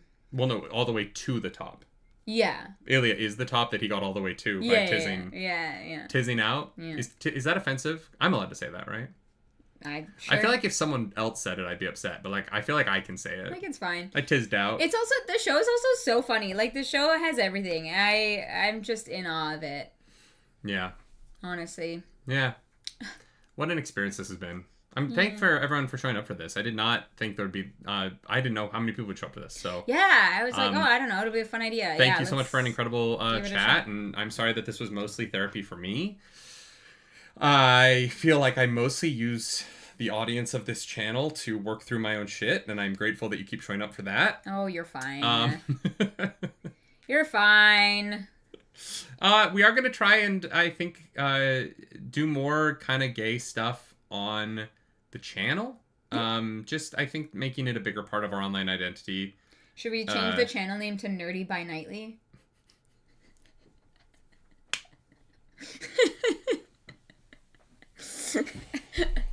That's so good. Thanks. Oh, damn, that's fucking good. That one just came to me, I saw the light. Oh my god, that's so good. Nerdy by Nightly. Thank you. Yeah. Oh, that's so funny. I'm pretty happy with that one. Oh god. Wow. I felt like I was in the middle of something and now I'm completely distracted. What are we? Sorry. I think we were saying goodbye. Kind of. We have to do high-low. For those of you who don't watch Book Club, we do high-low here, where we celebrate each other's highs, commiserate over each other's lows, because when my family blended when I was 12, and my parents were trying to figure out how to make 6 kids who did not grow up together like each other, this is how we did it. We did this every night at the dinner table. Most nights I wasn't there. But Clarisse is going to do her high. I'm going to do my low. She's going to do her low. I'm going to do my high because we like to compliment sandwich this bitch.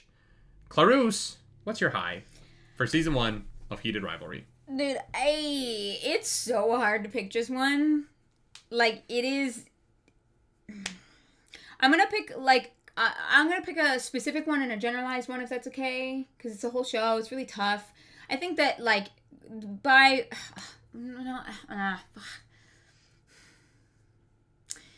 the end of episode 5. Yeah. I think is just, I know it's like the most obvious in a way but there are so many. I do think though that is like the highest moment for me because of just how it made me feel. Okay. But also a general high of the show is that it was just joy, and how they portrayed this experience was not full of like trauma to try and tell the story that they were trying to tell. And so I'm doing 2 because I'm a cheater. What is your low?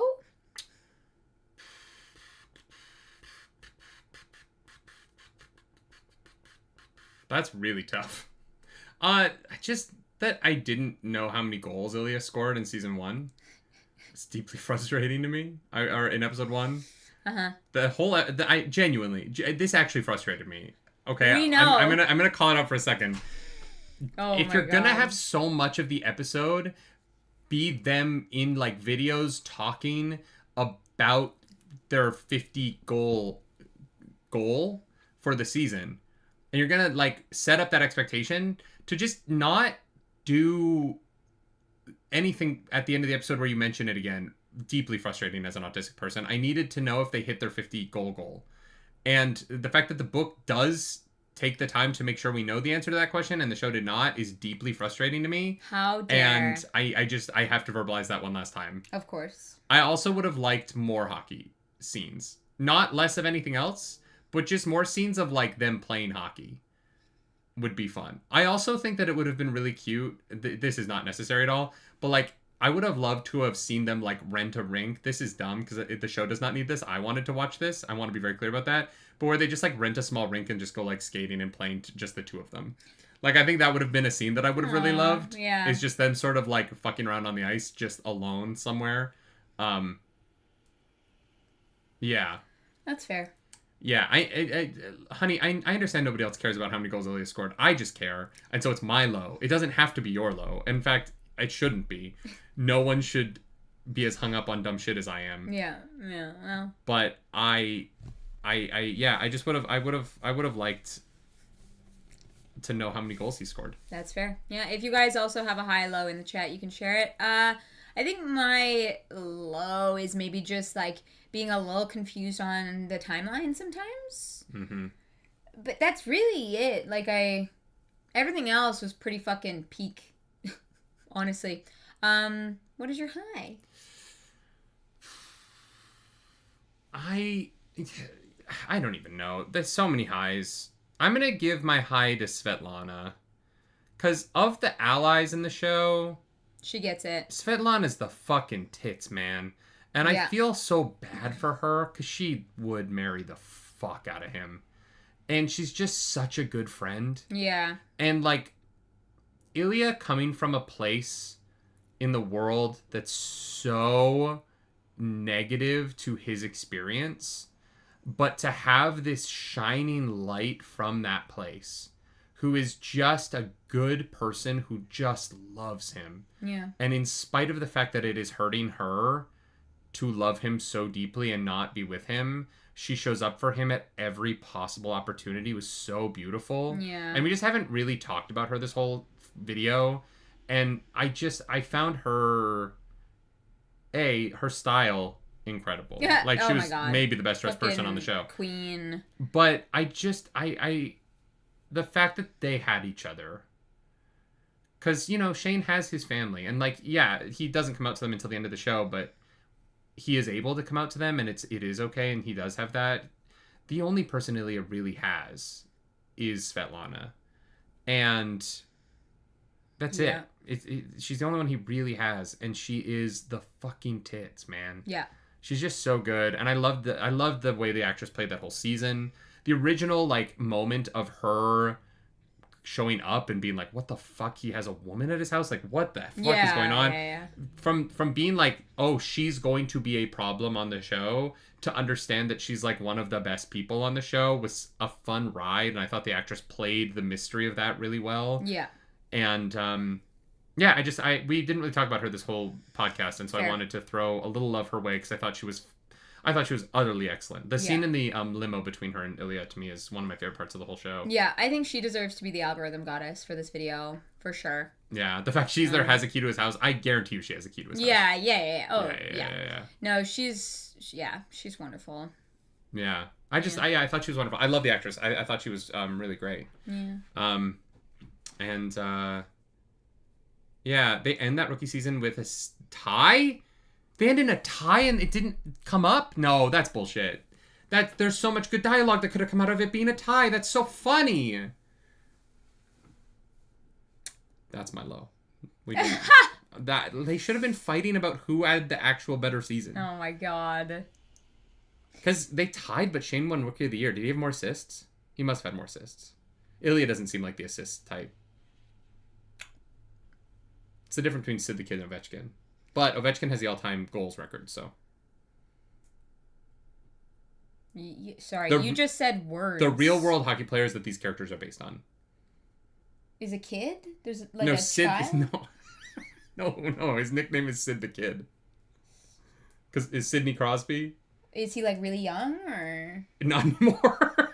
Well, I guess I don't know. He was found and thought to be the best in the world at a very young age. Oh, okay. And so he got the nickname Sid the Kid. He's like 40 now. Well, yeah, okay.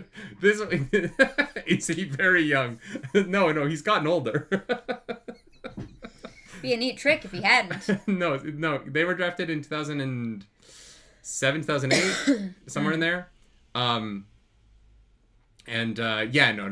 So the idea of like the Canadian boy and the Russian boy kind of coming into the league at the same time being the two hot new rookies is based on Sidney Crosby and gay? And, no, I think they both have children. Yeah, sure. Sandy B says Elena, Rose, and Svetlana deserve partners. I think Rose and Svetlana should date. Oh my god! I'm a big Rose and Svetlana truther. Yeah, I think they should. They at least need to meet. That's my ship for season 2. Yeah, We need the heated rivalry book. That's the flipped on its head lesbian story. The problem with that, genuinely, is that women's sports are just already so sapphic. No, but they're there's nothing shocking about women in women's sports being I'm a lesbian. No, they're not in the sport, right? We know that she's an actor and Svetlana is rich. So we are still through the lens of hockey because of who they know. Yeah. And then they get to meet each other through that. I don't know. I think it's a ship. I just hey, look, I'm a Toronto Scepters fan. Go girls. We gotta stop, ladies. Girls seems a little rough. We gotta stop losing to the Frost. So Scepters, let's get our shit together. I like the PWHL, but the idea that like they're nearly as homophobic as the NHL is absurd because most of those girls have got to be gay. Yeah, no, I know. Honestly. It's like when you're watching the WNBA and there's like two women playing against each other and you're like, those two women are married. Yeah. They're married and they have to like defend each other on the court. Like what is it like when they go home at night? Yeah. That never happens in the NHL. There's never like a married couple like going to the playoffs against each other. Yeah. But in the WNBA, it happens literally every year. Yeah, it makes sense. Yeah, it should be a hyper femme sport like cheer or ballet. No, everyone in ballet is gay. Again, it has to be in a place where everyone isn't already fucking each other. Yeah, fair enough. The one thing I know about ballet girls is they're always sticking something inside each other. Well, it's thumbtacks in each other's feet to get the roll, or, fingers, dildos, and other things to enjoy each other. There's a lot of penetration in ballet. It's a love-hate thing. Pilates in Utah, that is the place we need more sapphics. Yeah. Yeah, sure, yeah. Yeah. Oh my god. I would love a, sapphic WNBA book where it's just everyone's gay. Welcome to the WNBA. That's the opening line. Yeah. Yeah, if you're questioning if they're gay or not, they are. Absolutely. 100%. All right, I think we got to get out of here. Thank you for 3 hours of nerdies therapy. I appreciate it. I feel better about myself now. You've all helped me immensely, so thank you. If you like the video, subscribe to the channel. If you don't, hit the dislike button. Leave mean comments down below because the algorithm god is hungry and we must feed her. This episode, that algorithm goddess is... Svetlana. If you want to follow us on the internet, you can. I'm at nerdynightly. I'm at Clars Polaris. Do something super gay tonight. Yeah, do it. Yeah. Unless you're not gay, then, don't worry about it. Yeah, but you could still do something super gay and, celebrate gay media. Rewatch Heated Rivalry, Yeah, reheat tonight. Reheat tonight. Oh my god. Just sounds like people putting their fleshlight in a microwave so that it's warm. Oh my god. Bye. Thank you, mods. Bye.